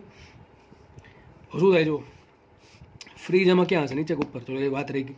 તો ફ્રીજ છે એની અંદરનું તાપમાન બહારના તાપમાન કરતાં વધારે હોય કે ઓછું હોય. ધારો કે આ મારું ફ્રીજ છે તો શું આવશે, નીચું તાપમાન આવશે. શું આવશે, નીચું તાપમાન. એટલે માટે રેફ્રિજરેટર કહેવાય. ધારો કે નીચું તાપમાન T2 છે, કેટલું છે T2, આગળ પણ નીચું તાપમાન T2 લીધું છે, કેટલું લીધું T2. એટલે જ્યાં પણ T2 આવશે એ બધી જગ્યાએ તાપમાન ઓછું હશે, જ્યાં T1 આવશે ને તાપમાન ઊંચું આવશે. અહીંયા પણ શું લખું છું હું, નીચું તાપમાન T2. આ T2, તો આ જે છે એ મારું છે રેફ્રિજરેટરનો કમ્પાર્ટમેન્ટ, બરાબર. શું છે, રેફ્રિજરેટરનો કમ્પાર્ટમેન્ટ, કે જ્યાં મારે ઠંડી હવા જોઈએ છે, જ્યાં ટૂંકમાં મારે ઠંડક જોઈએ છે, બરાબર. ફ્રીજની અંદરના ભાગ, ટૂંકમાં આ ફ્રીજની અંદરનો ભાગ છે. એ ફ્રીજની અંદરના ભાગ ક્યારે રહી, એમાંથી હું હીટ બહાર કાઢું તો આપણે આગળ જોયું છે નીચા તાપમાન માટે હીટ કેટલી હતી, Q2. તો કેટલી રાખીશ, Q2 જ રાખીશ. તો મેં શું કર્યું, આ જે ફ્રીજ છે અંદરનો ભાગ છે એમાં મારે તાપમાન જોઈએ છે T2. એ તાપમાન મેળવવા માટે મેં અંદરથી કેટલી બહાર હીટ કાઢી, Q2 જેટલી હીટ બહાર કાઢી. અને Q2 જેટલી હીટ બહાર કાઢીશ, ઉપરથી પાછું કાર્ય કરીશ કેટલું, W. અને કુલ હીટ કેટલી બહાર આવશે, Q1 જેટલી હીટ બહાર આવશે. અને ક્યાં મળશે, ઊંચા તાપમાનમાં. ક્યાં ભેગી થશે એ બધી, ઊંચા તાપમાન ધરાવતા સોર્સમાં. તો ધારો કે તાપમાન છે T1, સમજ પડી. તો જો એક્ઝેક્ટલી ઊંધું છે તમારું ફ્રીજ અને રેફ્રિજરેટર અને હીટ એન્જિન. હીટ એન્જિનમાં શું હતું, Q1 જેટલી હીટ આવતી હતી. જો અહીંથી Q1 જેટલી હીટ હકીકત શું હતું, ઊંચા તાપમાનમાંથી ક્યાં જતી હતી, અંદર જતી હતી. એનાથી કાર્ય થયું W. અને Q2 જેટલી હીટ નીચા તાપમાનમાં જતી હતી. પણ આ જો એક્ઝેક્ટલી ઓપોઝિટ છે. કેમ, મારા માટે કામની વસ્તુ આ છે, આ નથી. હીટ એન્જિનમાં ઊંધું હતું, Q1 જેટલી હીટ આપી મેં એન્જિને કાર્ય કર્યું W. અને Q2 જેટલી હીટ એણે વાતાવરણમાં ગુમાવી દીધી. પણ અહીંયા ઊંધું થાય છે. મારું જે ફ્રીજ છે અહીંયા છે, આ તો મારા માટે ફોકસનું, જ્યારે રેફ્રિજરેટરની વાત આવે ત્યારે મારા માટે ફોકસની વસ્તુ થઈ ગયા. તો અંદર રેફ્રિજરેશન ઉત્પન્ન કરવા માટે શું કરીશું, તો અંદર જે ગરમી છે એને હું બહાર કાઢીશ. ધારો કે મેં Q2 જેટલી હીટ બહાર કાઢી, અંદર તાપમાન T2 છે. હવે Q2 જેટલી હીટ બહાર એમ તમને નીકળે છે નહીં, એના માટે મેં બહારથી કાર્ય કર્યું W. તો મેં કુલ કેટલી વસ્તુ કરી, તો અંદરથી બહાર કાઢી હીટ Q2 અને કુલ કાર્ય કર્યું W. અને બધી વસ્તુ મેં શું કરી, વાતાવરણમાં જે હીટ છે જે ઉષ્મા જે મેં ફ્રીજમાંથી જે શોષી એ ક્યાં ગુમાવી, Q1 તરીકે વાતાવરણમાં ગુમાવી. તો અને વાતાવરણનું તાપમાન શું હોય, ઊંચું કે નીચું, ફ્રીજના કેસમાં શું હશે, ઊંચું તાપમાન. અને પેટ્રોલ એન્જિનના કેસમાં શું હોય, એન્જિનની અંદરનું તાપમાન વધારે હોય કે વાતાવરણનું તાપમાન વધારે હોય. અરે ભાઈ 100% એન્જિનની અંદરનું તાપમાન વધારે હોય, કારણ કે પેટ્રોલનું દહન થશે. અહીંયા પેટ્રોલનું દહન થશે એટલા માટે તમને વધારે ઉષ્મા મળશે. તમે જુઓ તો ફ્રીજ અને હીટ એન્જિન એક્ઝેક્ટલી અપોઝિટ ડાયરેક્શનમાં જાય છે. કારણ કે આપણે હીટ એન્જિનમાં ફોકસ કર્યું હતું એન્જિન પર, અને અહીંયા ફોકસ કરીએ છીએ આપણે નીચા તાપમાન ધરાવતા સોર્સ કે સિંક જે કહ્યું એના પર કરશું, બરાબર છે. તો ફ્રીજ પણ અહીંયા, રેફ્રિજરેટર પણ અહીંયા પૂરું થાય છે. શું આવશે અહીંયા, Q2 જેટલી હીટ બહાર કાઢી, એ કાઢવા માટે મેં W કાર્ય કર્યું. અને બધી હીટ મેં ક્યાં ગુમાવી, વાતાવરણમાં ગુમાવી, ઊંચા તાપમાન ધરાવતા સોર્સમાં. શેમાં, T1માં. અને T2 છે ફ્રીજનું અંદરનું તાપમાન. કેટલું છે, T2 જાળવી રાખવા માટે મારે સતત Q2 હીટ બહાર કાઢવી રહેતી પડશે. અને એ કાઢવા માટે હું કાર્ય કરીશ W. અને બધી વસ્તુ હું ક્યાં ગુમાવીશ, તમને ખબર છે, પેલું જે બહાર કમ્પાર્ટમેન્ટ લાગેલો હોય AC જોડે, બરાબર છે. તો એ કેટલી ઉષ્મા ગુમાવશે વાતાવરણમાં, Q1 જેટલી ઉષ્મા ગુમાવશે. તો તમે જુઓ ફ્રીજ અને હીટ એન્જિન એક્ઝેક્ટલી અપોઝિટ વસ્તુ છે. હવે આપણે હીટ એન્જિનમાં જોઈ હતી ક્ષમતા. ત્યાં મારે ક્ષમતાની જરૂર હતી કે ભાઈ હીટ એન્જિન જે છે એ કેટલું કામ કરે છે, કેટલી ઉષ્મા આપવું. તો આપણે શું જોયું હતું, ત્યાં ક્ષમતા જોઈ હતી. તો અહીંયા એક અલગ વસ્તુ આવશે. અલગ વસ્તુ કઈ છે, ચલો સાઈડમાં સમજાવું. જો હવે તમે ઘણી વખત ફ્રીજ લેવા જાઓ, ફ્રીજ કે AC, તો પેલું જે દુકાનદાર જે સેલર છે શોપનો જે સેલર તમને મોસ્ટલી એવું કહેશે કે 3 સ્ટાર AC છે કે 4 સ્ટાર છે કે 5 સ્ટાર છે. અને જોડે એવું કહેશે કે 5 સ્ટાર AC લ્યો તો બિલ ઓછું આવશે, બરાબર છે. આનું આપણે સમજીએ આ શું છે હકીકત. એટલે 5 સ્ટાર, 2 સ્ટાર અને 3 સ્ટાર કે 4 સ્ટાર, બરાબર. તો જોઈએ તો આપણે હીટ એન્જિનમાં જોયું હતું, we have seen in the heat engine that આપણો મેન ફોકસ એફિશિયન્સી પર હતો કે આ એન્જિન જે કેટલું કાર્ય કરે તો શું આવશે Q1 by W by Q1. હવે આપણે વાત કરીએ ફ્રીજની અથવા વાત કરીએ રેફ્રિજરેટરની. ચલો, અહીંયા એક શબ્દ આવે COP. શું આવે COP? કોફિશન્ટ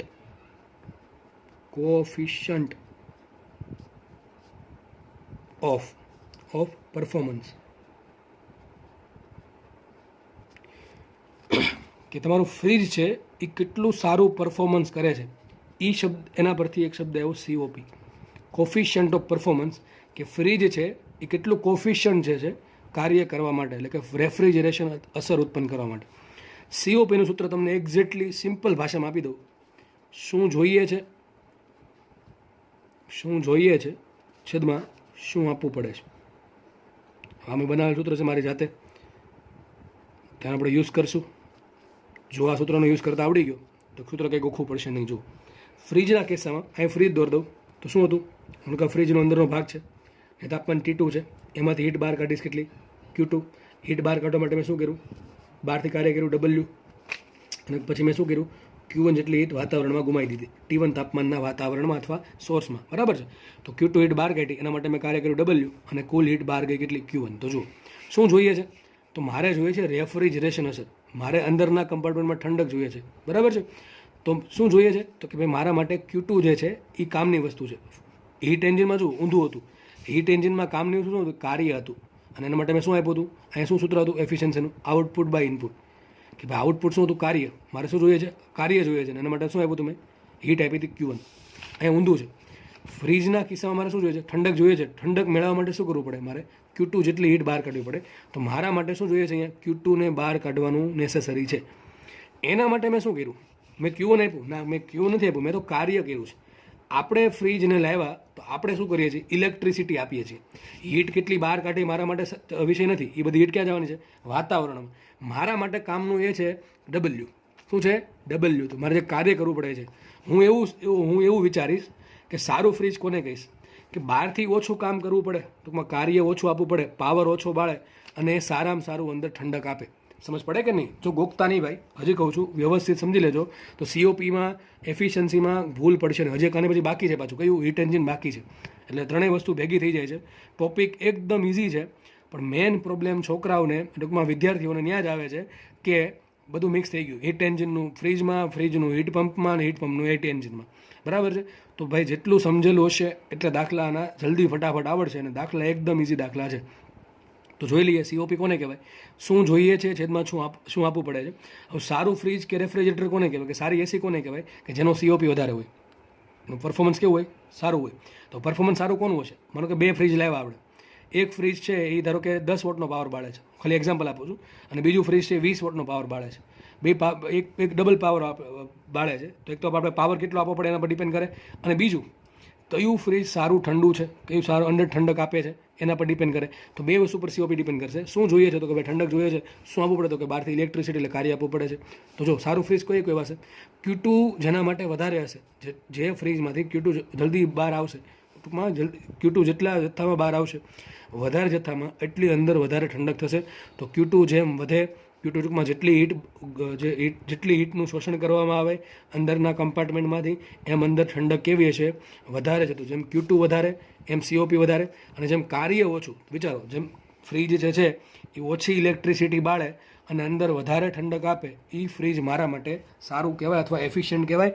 તો COPનું સૂત્ર શું આવશે, શું જોઈએ છે છેદમાં શું આપવું પડે છે. તો શું જોઈએ છે ફ્રીજના કિસ્સામાં, Q2 છેદમાં W. તો યાદ રાખો, ફ્રીજ માટે COP ફોર રેફ્રિજરેટર, ચલો એમ લખી નાખું, COP for refrigerator is equal to what, is equal to Q2 by W. શું આવશે, Q2 બાય W. આનો ડાયાગ્રામ જુઓ, Q2 જેટલી હીટ બહાર કાઢી, ઉપરથી કાર્ય કર્યું W, અને વાતાવરણમાં જવા દીધી કેટલી હીટ, Q1.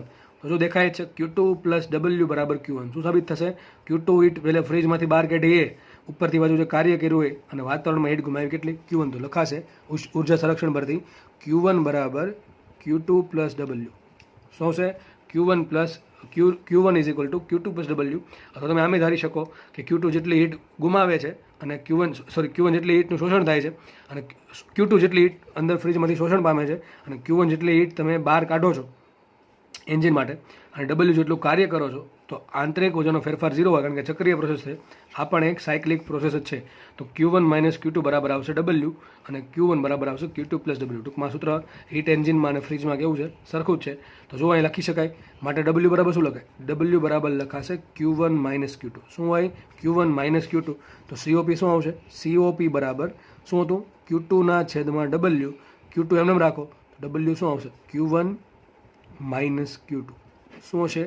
Q2 છેદમાં Q1 માઇનસ Q2 બરાબર થશે COP. કોની COP? રેફ્રિજરેટરની. તો બધી વસ્તુ અહીં લખી દો તમને હું.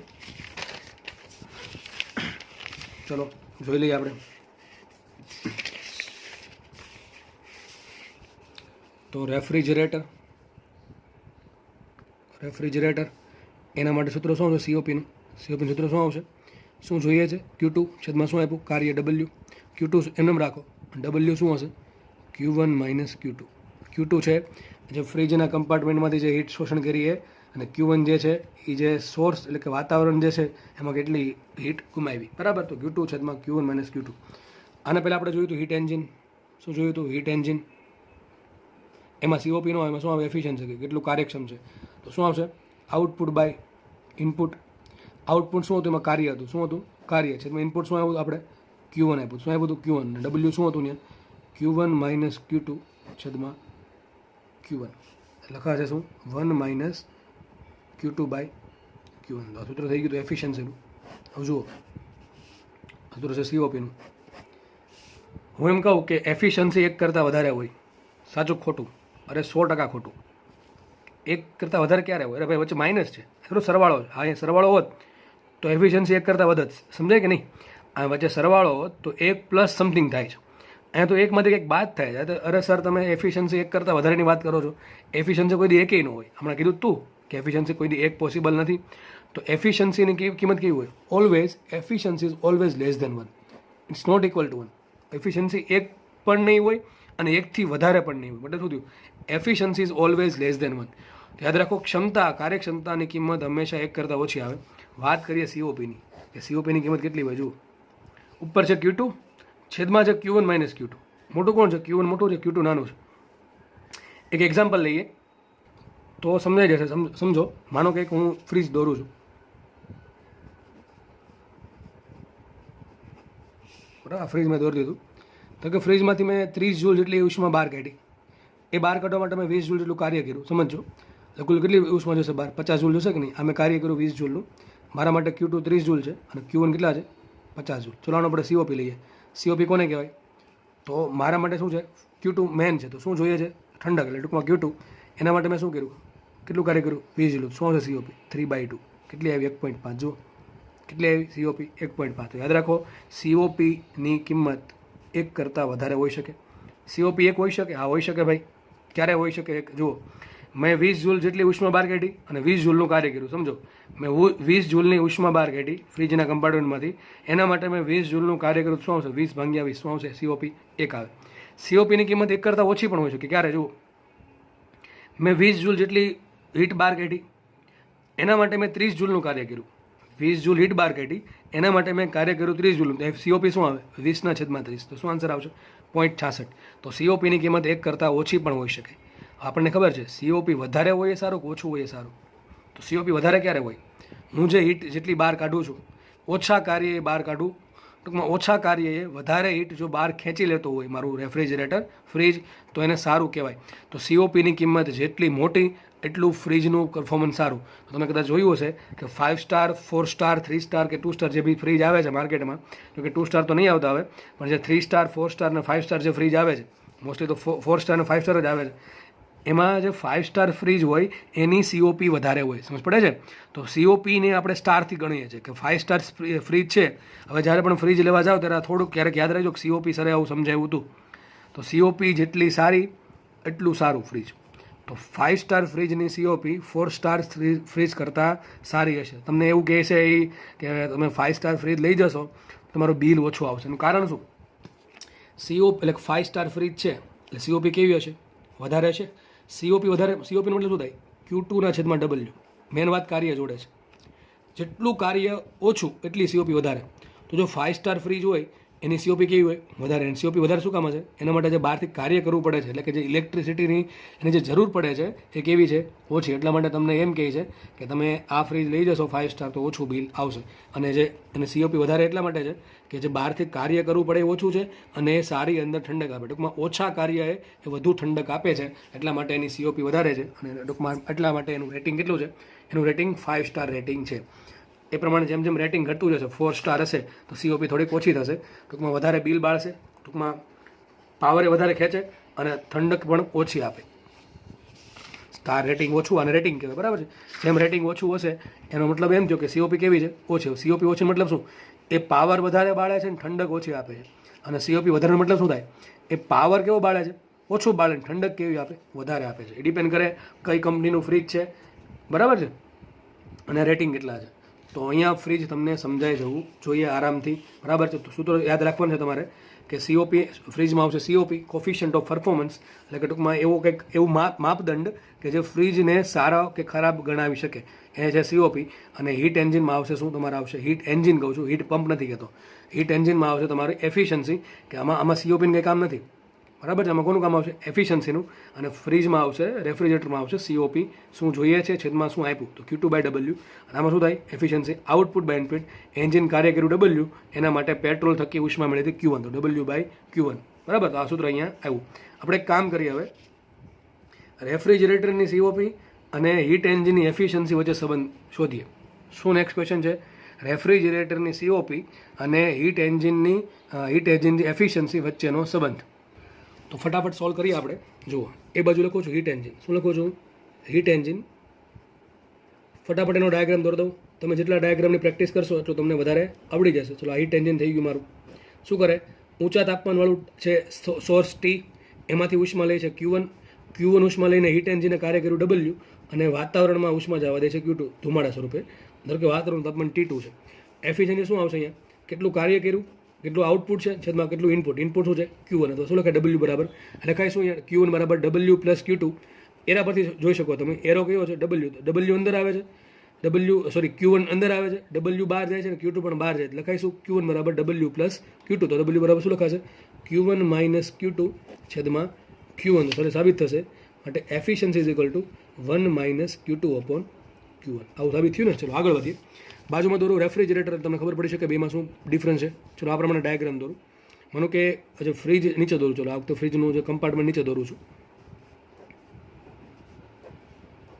સમજજો ભાઈ, ગોખતા નહીં. તો કે ફ્રીજનું જે કમ્પાર્ટમેન્ટ નીચે છે, ટૂંકમાં નીચું તાપમાન હશે. નીચું તાપમાન તો કે તાપમાન છે T2. કેટલું છે? T2. એમાંથી મેં હીટ બહાર કાઢી લીધી. કેટલી? Q2. હવે હીટ ઓટોમેટિક તો બહાર આવશે નહીં, એના માટે મારે કાર્ય કરવું પડશે. ધારો કે મેં બહારથી કેટલું કાર્ય કર્યું? W જેટલું કાર્ય કર્યું અને બધી હીટ જવા દીધી ક્યાં? Q1 હીટ ક્યાં જવા દીધી? વાતાવરણમાં. તો કે તાપમાન છે એનું T1. સમજ પડે છે કે નહીં? ઘણા કહેશે તમે અહીંયા ઉલટું દોર્યું હતું. અરે ભાઈ, મેન વાત આ છે ને, હું નીચું તાપમાન ઉપર રાખું નીચે રાખું કે ફરક પડે નહીં.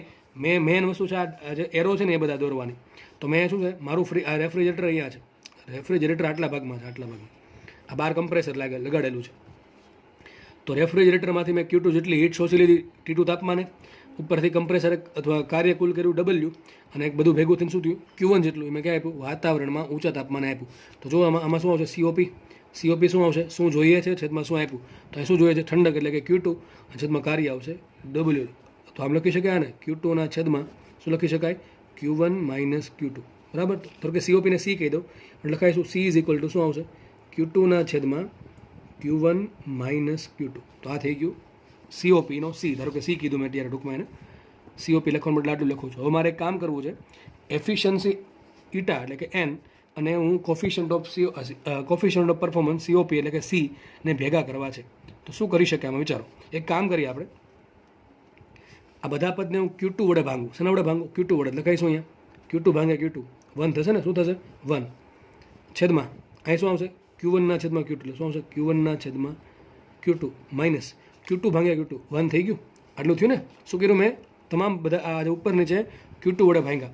હવે એક કામ કરું, આમાંથી હું Q1/Q2 કરતા બનાવું. તો લખાય શું અહીંયા? જુઓ, પહેલાં Q2/Q1 આ બાજુ લાવું. તો એટલે Q2/Q1 આ બાજુ આવશે is equal to 1 minus efficiency થશે ને. 1 માઇનસ એફિશિયન્સી. હવે કિંમત કોની મૂકવાની છે? જો અહીંયા Q1/Q2 ની કોની મૂકવાની છે? Q1/Q2 ની. આખું આનું ઉલટું કરી નાખે. લખાઈશું અહીંયા Q1 ના છેદમાં Q2 ઇઝ ઇક્વલ ટુ શું લખાશે અહીંયા? વિચારો, મારે અહીંયા કિંમત મૂકવાની છે કોની? Q1 ભાંગે Q2 ની. અહીંયા મેળવું શું મને? Q2 છેદમાં Q1. તો ઉલટું કરી નાખીએ, Q1 ના છેદમાં Q2 બરાબર શું થાય? 1/1 માઇનસ એફિશિયન્સી. તો આ જે કિંમત છે અહીંયા મૂકી દઉં. એક કામ કરીએ, આપણે આખું પદ મેળવી લઈએ. હવે આ જે પદ કયું મળ્યું મને? Q1/Q2. મારે જોઈએ શું? Q1/Q2 -1. એક કામ કરવામાંથી -1 બાદ કરી દઉં તો લખાશે અહીંયા Q1/Q2 -1 બરાબર. એક કામ કરીએ, Q1/Q2 શું હોય? 1/1 માઇનસ ઈટા. આ -1 કરી દીધું અહીંયા. લખાય, અહીંયા નીચે લખું છું, ઇઝ ઇક્વલ ટુ આ જે પદ છે લસા લઈ લઈએ બરાબર, અને અહીં ગુણો તો શું આવશે? 1 માઇનસ શું આવશે? 1 માઇનસ પ્લસ ઈટા છેદમાં 1 માઇનસ ઈટા. ખબર પડે એટલો તો આ જે પદ છે લસા ટૂંકમાં -1 વડે ગુણો શું થશે? આ -1 પ્લસ ઈટા છેદમાં છેદ આવશે 1 માઇનસ ઈટા. 1 ઉડી ગયા, શું થશે? ઈટાના છેદમાં 1 માઇનસ ઈટા. કોના બરાબર? Q1/Q2 -1 બરાબર. તમારા સાબિતી ગોખવીને યાદ રાખવી નહીં, આપણે જે સૂત્ર છેલ્લે આવશે એ તમારે ખાલી યાદ રાખવું, બરાબર છે. હવે આ જે કિંમત છે Q1/Q2 -1 બરાબર શું આવ્યું? ઈટાના છેદમાં 1 માઇનસ ઈટા, અથવા એફિશિયન્સી છેદમાં 1 માઇનસ એફિશિયન્સી. એને અહીંયા મૂકી દઈએ તો શું આવશે? C બરાબર કોફિશિયન્ટ ઓફ પરફોર્મન્સ, C બરાબર શું આવશે? 1 આ પદ આખો મૂકી દઈએ, Q1/Q2 -1 બરાબર શું મૂકી દઈએ? એફિશિયન્સી છેદમાં 1 માઇનસ એફિશિયન્સી. હવે મેન છેદની નીચેનો છેદ છે આ, એ ક્યાં જશે? ઉપર. તો ચાલો સાબિત થયું. કોફિશિયન્ટ ઓફ પરફોર્મન્સ COP બરાબર શું સાબિત થશે? 1 માઇનસ ઈટા છેદમાં ઈટા. તો આ સૂત્ર તમારે યાદ રાખવું. આ સૂત્ર શું આપે? સૂત્ર એવું કહે છે, સરખા તાપમાન T1 અને T2 વચ્ચે કાર્ય કરતા હીટ પંપ, એટલે કે હીટ એન્જિન અને રેફ્રિજરેટર. એમાં હીટ એન્જિન Q1 જેટલી ઉષ્મા મેળવે છે, W જેટલું કાર્ય કરે છે, અને Q2 જેટલી ઉષ્મા ગુમાવે છે, અને ફ્રીજ Q2 જેટલી ઉષ્મા ફ્રીજમાંથી બહાર નીકળે છે, એના માટે કાર્ય કર્યું W, અને વાતાવરણમાં ઉષ્મા ગુમાવે છે Q1. તો એની એફિશિયન્સી અને એના COP વચ્ચેનો સંબંધ આવશે. COP is equal to 1 minus eta upon eta, એટલે કે 1 માઇનસ એફિશિયન્સી છેદમાં એફિશિયન્સી. બરાબર છે. તો આ તમારો સંબંધ યાદ રાખવો, તમારા સૂત્રનું પૂછાય છે, અને ઘણી વખત આ સૂત્ર કામમાં આવે એવું સૂત્ર છે. તો અહીંયા આપણે આ બે વસ્તુ ભણાય. તો ફ્રીજ માટે હીટ એન્જિન શું છે, રેફ્રિજરેટર શું છે, અને લાસ્ટમાં વાત કરી દઈએ હીટ પંપની. એકદમ ફ્રીજ જેને આવડી ગયું એને હીટ પંપ ઓલરેડી આવડી ગયું. ચલો શું છે, ચલો જોઈ લઈએ ફટાફટ કે રેફ્રિજરેટરમાં અને હીટ પંપમાં શું ડિફરન્સ. ચલો હીટ પંપ દોરવો છે મારે, તો સેમ પહેલાં એક કામ કરીએ, ફ્રીજનો ડાયાગ્રામ દોર નાખો બેઠો. હીટ પંપ શું છે પહેલાં એ કહી દો. આ તો ફ્રીજ બધાને ખબર હોય, પણ હીટ પંપ ખબર ના હોય. હવે તમને ખબર છે, મેં હમણાં કીધું હતું, અમુક જે કોલ્ડ કન્ટ્રીઝ હોય કે જ્યાં તાપમાન બહુ ઠંડુ હોય, તો એવી કન્ટ્રીઝ કે જ્યાં તાપમાન બહુ ઓછું હોય છે, એ લોકો ફ્રીજનો ઉપયોગ કરે નહીં. કરતો ગાંડા કહેવાય, કારણ કે ફ્રીજની જરૂર જ નથી, રૂમ પોતે ફ્રીજનું કામ કરશે. તો એ લોકો શું કરે, અંદર ગરમી ઉત્પન્ન કરવાની ટ્રાય કરે. તમે અમુક હોલિવૂડના મૂવીમાં જોયું હશે કે લોકો નીચે ચીમની જેવું રાખે, કે જ્યાં થોડોક ભઠ્ઠો કરીને હીટને અંદરની રૂમને ગરમ કરવાની ટ્રાય કરતા હોય. તો જે વસ્તુ અંદરની વસ્તુને ગરમ કરતી હોય એને કહેવાય હીટ પંપ. ફ્રીજ શું કરે, અંદર જે કમ્પાર્ટમેન્ટ છે, અંદરની જગ્યા જે છે એને ઠંડી કરે, એને ફ્રીજ કહેવાય. તો ફ્રીજથી એક્ઝેક્ટલી ઉલટું એને કહેવાય હીટ પંપ. હવે એ પાછું હીટ એન્જિન નહીં થઈ જાય, બેમાં યાદ રાખવું જો. હીટ પંપ શબ્દ અલગ છે અને હીટ એન્જિન અલગ છે. આ બેન કંઈ લેવા દેવા જ નથી એકબીજા જોડે. હીટ પંપ તો શું કરે, હીટ ઉત્પન્ન કરવાનું. હીટ એન્જિન શું કરે, ગાડીને ચલાવે છે. તો પહેલાં તો બેમાં કોઈ દી કન્ફ્યુઝ થવું નહીં. હીટ પંપનો દાખલો અલગ આવશે, હીટ એન્જિનનો દાખલો અલગ આવશે. હીટ પંપના દાખલા પૂછવાનો ચાન્સ બહુ ઓછા છે, હીટ એન્જિનના દાખલા પૂછવાનો ચાન્સ બહુ વધારે છે. ટૂંકમાં હીટ એન્જિન આપણે જે શરૂઆતમાં ભણાવી, એન્જિન, જો એન્જિન શબ્દ આવે જોવાનું. અહીં પંપ આવે છે, હીટ પંપ એટલે કે ફ્રીજથી એક્ઝેક્ટલી અપોઝિટ. તરત યાદ કરવાની, કોલ્ડ કન્ટ્રીઝમાં જે ગરમી ઉત્પન્ન કરવા, જે ટૂંકમાં જે ગરમી ઉત્પન્ન કરે છે એ છે હીટ પંપ. ચલો એક કામ કરું, પહેલાં બેઠો ફ્રીજનો ડાયાગ્રામ દોરી નાખો. તો ફ્રીજમાં શું હતું, નીચું તાપમાન હતું, કેટલું હતું, T2માંથી મેં હીટ બહાર કાઢી લીધી Q2, એટલે તાપમાન નીચું થઈ ગયું. હીટ બહાર કાઢવા માટે મેં કાર્ય કર્યું કેટલું, W કાર્ય કર્યું, અને બધી જે Q2 પ્લસ W મેં ક્યાં જતું, ટૂંકમાં Q1 જેટલી હીટ ક્યાં જતી હતી, વાતાવરણમાં. અને વાતાવરણમાં તાપમાન હતું ઊંચું તાપમાન, કડા તાપમાને, T1 તાપમાને. તો એક્ઝેક્ટલી આમાં ઉલટું હોય. જો માનો વિચારો કે તમે રશિયામાં બેઠા છો અને એકદમ ઠંડો પ્રદેશ છે, તો તમારું જે રૂમનું તાપમાન હશે એ વધારે છે કે ઓછું હશે? ઓછું હશે કે વધારે છે? સરખું હોય ને વાતાવરણ જેટલું, ટૂંકમાં બહુ ઠંડુ હશે ને. તો જો અહીંયા માનો કે તમારી રૂમ છે, આ રૂમ છે તમારે, આ રૂમ છે, અને બહારનું સરાઉન્ડિંગ વાતાવરણ છે S. તો આ રૂમ થઈ ગઈ અને સરાઉન્ડિંગ થઈ ગયું S. અત્યારે છોડમાં બેનું તાપમાન કેવું છે, સરખું. હવે મેં રૂમમાં હીટ પંપ મૂક્યો. શું મૂક્યું મેં? માનું કાંઈ હીટ પંપ લગાવી દો રૂમમાં. તો રૂમમાં હીટ પંપ શું કરશે? હવે રૂમમાં ગરમી જોઈએ કે ઠંડી જોઈએ છે? અરે ભાઈ ગરમી જોઈએ છે. તો ગરમી લેવા માટે શું કરવું પડે? મારે હીટ આપવી પડે. શું કરવું પડે? હીટ આપવી પડે. મેં હમણાં કીધું હતું ફ્રીજમાં શું હતું? ફ્રીજમાં અંદર ઠંડક ઉત્પન્ન કરવા માટે હીટ બહાર કાઢવી પડે. એમ મેં હમણાં કીધું હતું વસ્તુને ગરમ કરી શું કરવું પડે? હીટ આપવી પડશે. તો માનો કે હીટ પંપ લગાવ્યો, એ હીટ પંપ શું કરશે? રૂમને હીટ આપશે. તો રૂમનું તાપમાન હવે ઓછું હશે કે વધારે છે? અરે ભાઈ ઓછું હશે કે વધારે છે? વધારે હશે. ધારો કે બહારનું તાપમાન છે 5 ડિગ્રી, 5 નહીં આપતો 3 ડિગ્રી સેન્ટીગ્રેડ, અને રૂમનું તાપમાન છે 30 ડિગ્રી સેન્ટીગ્રેડ. તો રૂમનું તાપમાન 30 ડિગ્રી સેન્ટીગ્રેડ કેમ છે? મેં એક હીટ પંપ લગાવેલો છે. તો હીટ પંપ શું કરશે? રૂમને હીટ આપશે કે રૂમમાંથી હીટ બહાર કાઢશે? અરે ભાઈ જો મારે ફ્રીજ બનાવવું હોય તો હીટ બહાર કાઢવી પડે, ગરમી લેવી પડે. પણ મારે હીટ પંપ બનાવવો હોય, બરાબર, અંદર ગરમ કરવું હોય શું કરવું પડશે? હીટ અંદર આપવી પડશે. તો હવે જો હીટ પંપ વિચારો, હીટ પંપ લગાવેલું છે તો રૂમનું તાપમાન નીચું હોય કે ઊંચું હોય? ઊંચું હોય તો આ મારામાં થઈ ગયું રૂમ. ટૂંકમાં મારા માટે હવે જે ફોકસ કરવાની વસ્તુ છે આ છે. ફ્રીજમાં ઊંધું હતું. ફ્રીજમાં મારે જોતું હતું નીચું તાપમાન, તો મારું ફોકસ અહીંયા હતું કે ભાઈ અંદર કેટલું તાપમાન ભેગું થાય છે. અહીંયા ઊંધું છે. અહીં ઊંધું કહી દે છે કે મારું ફોકસ અહીંયા છે કે રૂમ કેટલી હીટ મેળવે છે, કેટલું ગરમ થાય છે. તો બસ એટલો ડિફરન્સ છે. ફ્રીજમાં ફોકસ અહીંયા કરવું પડે, રૂમમાં ફોકસ અહીંયા કરવું પડે, અને હીટમાં ફોકસ રૂમ પર કરવું પડે. ટૂંકમાં ઊંચા તાપમાન પર ફોકસ કરવું પડે, અને ફ્રીજમાં તમારે ફોકસ કરવું પડે નીચા તાપમાન પર. ટૂંકમાં ફ્રીજમાં ડીલિંગ થાય T2 તાપમાન સાથે, અને હીટ પંપમાં ડીલિંગ થાય ઊંચા તાપમાન T1 સાથે. બરાબર છે? હવે વિચારો, ફ્રીજ હોય કે હીટ પંપ હોય, બરાબર, બેને ગતિ કરવા માટે, બેને ચાલુ રાખવા માટે તમારે કાર્ય તો કરવું જ પડશે. કાર્ય હવે હીટ પંપ આપે કે કાર્ય કરવું પડે? અરે ભાઈ તમારે એસી ચલાવવું હોય કે હીટ પંપ ચલાવવું હોય તેના માટે કાર્ય કરવું પડશે, ઇલેક્ટ્રિસિટી આપવી પડશે. એન્જિન કાર્ય આપે, ખાલી યાદ રાખો, એન્જિન છે એ પોતે કાર્ય આપે. બાકી બધામાં અંદર તમારે કાર્ય આપવું પડશે, કાર્ય આપશે એની સામેથી. તો એક કામ કરીએ, હવે હીટ પંપ, આ હીટ પંપ સમજાઈ ગયો છે બધાને, ડાયાગ્રામ આવશે. આ બેઠો ડાયાગ્રામ ફ્રીજનો છે, કંઈ ડિફરન્સ નથી, ખાલી ફોકસ પર ડિપેન્ડ કરે. તમે ખાલી આમ દોરી દીધું હોય, ઉપર કંઈ લખ્યું ના હોય કે આ ભાઈ રેફ્રિજરેટર છે ને આ છે હીટ પંપ, તો બેમાં જોઈને ખબર પડે નહીં. આ મારે એમ કેવું પડે કે ફ્રીજમાં મારે ફોકસ અહીંયા કરવું પડે, અને હીટ પંપમાં મારે ફોકસ કરવું પડે ઊંચા તાપમાન પર. ચલો આપણે COP લઈએ. હવે જેમ ફ્રીજમાં COP હતું એમ હીટ પંપમાં પણ COP આવશે. તો અહીં શું આવશે? HP લખી નાખું છું. HP એટલે હરક પદોડો નહીં, પણ HP એટલે કે હીટ પંપ. બરાબર છે? તો મારે હીટ પંપનું મારે COP શોધવું છે. હવે COP શું મળે? COP સૂત્ર એક જ છે, શું જોઈએ છે છેદમાં શું આપેલ છે. જો હીટ પંપમાં મારે શું જોઈએ છે? ગરમી જોઈએ કે ઠંડી જોઈએ? અરે ભાઈ ગરમી જોઈએ. તો કેટલી ગરમી જોઈએ? Q1. ખબર પડે કે નહીં? જેટલું Q1 આવશે વધારે એટલી અંદર ગરમી ઉત્પન્ન થશે. તો ગરમી કોના પર ડિપેન્ડ કરે? Q1 પર. તો મારે શું જોઈએ છે? ગરમી. એટલે કે Q1 હીટ પંપની વાત થાય છે. છેદમાં શું આપ્યું મેં તો એક જ વસ્તુ આપી, ઇલેક્ટ્રિસિટી. એટલે મેં કાર્ય કેટલું કર્યું? W. તો જો બેમાં ફરક છે. ફ્રીજનું COP શું હતું? ફ્રીજનું COP હતું Q2/W. આ હતું ને, યાદ કરો, Q2/W. ફ્રીજમાં જોતી હતી ઠંડક, તો હવે Q2, અને છેદમાં શું આપ્યું? W. કાર્ય આપ્યું મેં. અહીંયા ઊંધું છે.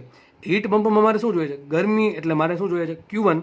એટલે કે ટૂંકમાં ગરમી ક્યાંથી ઉત્પન્ન થાય? Q1 માંથી. જેમ Q1 વધારે હશે, જેટલી હીટ અંદર રૂમમાં આવશે એટલું એ વધારે ગરમ થશે. તો ગરમી ડિપેન્ડ કરે કોના પર? Q1 પર. તો શું જોઈએ છે? Q1. છેદમાં શું આપ્યું છે? W. આપણને ખબર છે W બરાબર શું થાય? અહીંયા પણ સેમ વસ્તુ આવશે. Q2 પ્લસ W બરાબર શું થાય? Q1. શું લખાય હીટ પંપ માટે? Q2 પ્લસ W બરાબર Q. ત્રણેય માટે સાચું. હીટ પંપ માટે, હીટ એન્જિન માટે, અને રેફ્રિજરેટર માટે. તો લખાઈશું Q1 આપણે Q1 રાખી દઈએ, અને W શું રાખી દઉં? W રાખી દઉં Q1 માઇનસ Q2. તો આ થઈ ગઈ COP કોની? HP ની. એટલે કે કોની? હીટ પંપની. તો હીટ પંપ માટે COP શું હોય? Q1 ના છેદમાં Q1 માઇનસ Q2. પણ રેફ્રિજરેટરની COP શું હોય? COP ઓફ રેફ્રિજરેટર શું હોય? Q2 ના છેદમાં Q1 માઇનસ Q2. તો અહીંયા હીટ પંપ પૂરું થાય છે. હવે લાસ્ટ વાત બાકી રહી ગઈ નાનકડી એવી, એ છે, ક્વેશ્ચન આવો પૂછાય, ક્યારે પૂછાણો છે નહીં પણ ભવિષ્યમાં પૂછાઈ શકે, કે હીટ પંપની COP ઓફ HP અને COP ઓફ ફ્રીજ, એ બંને વચ્ચે તમારે સંબંધ મેળવવાનો છે. શું ક્વેશ્ચન છે? હીટ પંપની COP અને ફ્રીજની COP વચ્ચેનો સંબંધ મેળવો. એક કામ કરો, જો COP ઓફ ફ્રીજ શું હોય? COP ઓફ રેફ્રિજરેટર લખી નાખો. રેફ્રિજરેટર છે, હમણાં જોયું તો શું હતું? Q2 ના છેદમાં Q1 માઇનસ Q2 હતું. બરાબર છે? મને કહો એક નાખું, એક ઉમેરું, એટલે શું કરવું? તો COP ઓફ રેફ્રિજરેટર પ્લસ 1. અને શું આન્સર આવતો? તો આપણે કિંમત મૂકીએ. COP ઓફ રેફ્રિજરેટર શું થાય? Q2 ના છેદમાં Q1 માઇનસ Q2 પ્લસ 1 ને, બરાબર? એક કામ કરે, લેસા લ્યો તો શું આવશે? અહીંયા Q2 એમને આવશે, પ્લસ આ છેદ ગુણાશે એક, એટલે શું આવશે? અહીંયા Q1 માઇનસ Q2 છેદમાં Q1 માઇનસ Q2. આ Q2 ઉડી ગયા, ઉપર શું વધશે? Q1 ના છેદમાં Q1 માઇનસ Q2. પણ આ તો કોની COP છે? HP ની છે ને? જો કોની છે? COP ઓફ હીટ પંપ છે તો સાબિત શું થયું?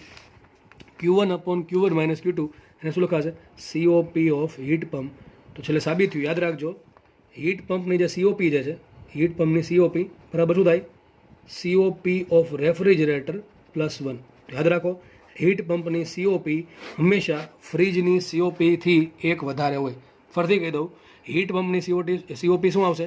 Q1/Q1 - Q2 અને ફ્રીજની COP શું આવશે? Q2/Q1 - Q2. તો સાબિત થશે, આરામથી સાબિત થશે કે હીટ પંપની COP જો બે માટે શું હોય? Q1, Q2 ને W સરખું હોય તો એ પેલા કન્ડિશન છે.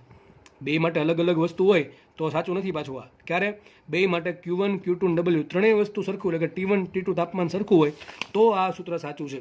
અને માનો કે એક હીટ પંપ છે અને એક ફ્રીજ છે, બે માટે Q1, Q2 ને W એ સરખું છે તો સાબિત થશે કે હીટ પંપ માટેની COP કેટલી હશે? ફ્રીજની COP કરતાં 1 વધારે છે. આની પહેલાં આપણે હમણાં જોયું હતું, યાદ કરો શું હતું? COP કોની? COP ફ્રીજની, રેફ્રિજરેટર શું હતું? 1 - η/T. યાદ છે કે નહીં? આ શું હતું? ફ્રીજની COP અને હીટ એન્જિનની એફિશિયન્સી વચ્ચેનો સંબંધ હતો. તો તમારે આમાં સૂત્ર, આ જે થિયરી ભણાવી છે એમાં માત્ર સૂત્ર જ આવે છે અને તમારે સૂત્ર બધા યાદ રાખવાના છે. તો તમે થોડુંક પ્રેક્ટિકલ એક્ઝામ્પલ્સનો યુઝ કરી, થોડુંક કાલ્પનિક મનમાં વિચારી, ફ્રીજ છે, હીટ પંપ છે, હીટ એન્જિન છે, અને જેટલું તમે કાલ્પનિક વિચારીને અથવા પ્રેક્ટિકલ જોડે કમ્પેર કરીને જેટલું યાદ રાખશો એટલું તમને આરામથી સમજાશે. અને આ ડાયાગ્રામ દોરતા આવડવો જરૂરી છે, કારણ કે જો આના ઘણી વખત દાખલા ડાયાગ્રામ પરથી પૂછાય છે, ડાયાગ્રામ પરથી આપણે સૂત્ર બનાવશું અને સૂત્ર પરથી દાખલા સોલ્વ થાય છે. તો આ ડાયાગ્રામ ત્રણેયના તમારે બનાવવા જરૂરી છે. મેં ત્રણેયના તમને ડિટેલમાં સમજાવ્યા છે, બરાબર? જેટલા સિલેબસમાં છે એટલા. બાકી આ તો એટલું બધું સિમ્પલ ન હોય કે ભાઈ હીટ બહારથી આપણે હીટ બહાર કાઢી, Q2 કાર્ય કર્યું W અને બધી હીટ જવા દીધી બહાર વાતાવરણમાં. આ જેટલું સિમ્પલ બોલવું છે એટલું જ કોમ્પ્લેક્સ છે, બરાબર છે? એમાં ઘણી બધી વસ્તુઓ આવે છે. તમે ફ્રીજ કે એસી જોઈ હોય તો મેં એમાં કીધું તમને, એમાં કમ્પ્રેસર આવશે, કન્ડેન્સર આવશે, ઇવાપરેટર આવે, થર્મોસ આપણે થ્રેશોલ્ડ વાલ્વ આવે, તો ઘણી બધી વસ્તુ આવે, આખી મિકેનિઝમ આવે. અંદર પાછું કુલન્ટ આવે, ગેસ અંદર જે ફરતો હોય એને શું કહેવાય? કુલન્ટ કહેવાય. અને કયો હોય એ કુલન્ટ? હોય RE134A. તો આવું કુલન્ટ વપરાય છે. એમાં ટૂંકમાં ઘણી બધી વસ્તુ આવશે. તો આપણે જે સિલેબસમાં છે ઉપર છેલ્લું છે, બાકી તો આમાં બહુ ઝાઝો સમય જાય એવું છે. જો અંદર આપણે એક્ઝેક્ટલી પ્રેક્ટિકલમાં જે છે ઓલરેડી એ વસ્તુ સમજાવવા બેસીએ તો તમારે મેન શું યાદ રાખવાનું છે? ત્રણેયમાં હીટ પંપ, હીટ એન્જિન અને ફ્રીજ એટલે કે રેફ્રિજરેટર, ત્રણેયમાં પહેલાં ડિફરન્સ શું છે, ત્રણેયનું શું કામ, ત્રણેય શું કામ બનાવેલા છે એ જોવાનું છે. પછી આ ડાયાગ્રામ દોરવાના ત્રણેયના, કે ત્રણેય ડાયાગ્રામ કયા કયા ડાયાગ્રામ છે. એમાં આપણે ફ્રીજ હોય તો કોના પર ફોકસ કરશું, હીટ પંપ છે તો કોના પર ફોકસ કરશું. પછી લઈએ હીટ એન્જિન, તો હીટ એન્જિનમાં એફિશિયન્સી શું આવે. પછી લઈએ ફ્રીજ, તો ફ્રીજની COP શું આવે. પછી લઈએ હીટ પંપ, તો હીટ પંપની COP શું આવે. પછી તમારે જોવાનું કે હીટ પંપની COP અને રેફ્રિજરેટરની COP વચ્ચે સંબંધ શું છે, તો સંબંધ લખેલો છે. અને છેલ્લે તમારે વાત કરવાની હીટ એન્જિનનું એફિશિયન્સી અને ફ્રીજની COP વચ્ચેનો સંબંધ. તમને આ બધી વસ્તુ મેં વ્યવસ્થિત રીતે સમજાવેલી છે. હવે તમારું કામ એટલું છે કે જેમ બને એમ આ ડાયાગ્રામ દોરવાની પ્રેક્ટિસ કરવી, જરા પણ ગોખ્યા વગર, બરાબર? કે COP સૂત્ર આવું કેમ આવ્યું વિચારો, બરાબર છે? તો આ પ્રમાણે એક એક વસ્તુ વિચારીને સમજીને અને કોન્સેપ્ટ ક્લિયર કરીને જેટલી દોરશો, જેટલી પ્રેક્ટિસ કરશો, એટલે તમને આમાં 100% રોકડા માર્ક્સ મળશે. અને આના દાખલા પૂછાય છે અને બેઠા રોકડા માર્ક્સ મળે છે. કારણ કે એવું એક સૂત્ર, ચલો તમે આપી દીધું કે એક ફ્રીજ છે આટલી ઉષ્મા મેળવે છે, આટલી ઉષ્મા ગુમાવે છે, તો COP કેટલી, બસ આટલો પ્રશ્ન. હવે COPનું સૂત્ર જો આવડે તો સીધા 4 માર્ક આવે, જો ન આવડે તો કાં તો 5 માર્ક જાય, કાં તો 4 માર્ક જાય. ટીક ન કરો તો 4 માર્ક જાય, ખોટું ટીક કરો તો 5 માર્ક જશે, બરાબર છે? તો આમાં રોકડા માર્ક્સ આવે છે. બીજા બધા ટોપિક કરતાં આમાં ઇઝીલી માર્ક્સ આવી જાય છે. તો અને પણ આમાં એક જ ભૂલ પડે છે, હું કહું છું, એક જ ભૂલ પડે છે, કારણ કે ગોખ્યું હોય, આ બધું ગોખાવેલું હોય અને ગોખેલું હોય, એટલા માટે તમે એકનું બીજામાં ફ્રીજ ક્યાં હતું ને હીટ પંપ ક્યાં હતું ને હીટ એન્જિન ક્યાં હતું ખબર જ ન હોય તો ક્યાં Q1 નું Q2 ને ક્યાં Q2 નું W થતાં વાર લાગશે નહીં. તો હજી કહું છું, જેટલું બને એટલું શાંતિથી સમજશો. લેક્ચર એવું લાગે તો રિવાઇઝ કરીને જોવું એક વખત, તો આરામથી તમને સમજ પડી જશે. છતાં પણ કોઈ ડાઉટ રહી જતો હોય, ક્યાંય પણ ડાઉટ રહી જતો હોય, તો તમે મને કોમેન્ટ સેક્શનમાં અથવા પર્સનલમાં મેસેજ કરી શકો છો. તો આપણે લેક્ચર અહીંયા વિરામ આપીએ. લેક્ચર જોવા બદલ બધાનો ખૂબ ખૂબ આભાર, અને લેક્ચરને તમારા બીજા મિત્રો જોડે પણ શેર કરવો. Thank you so much.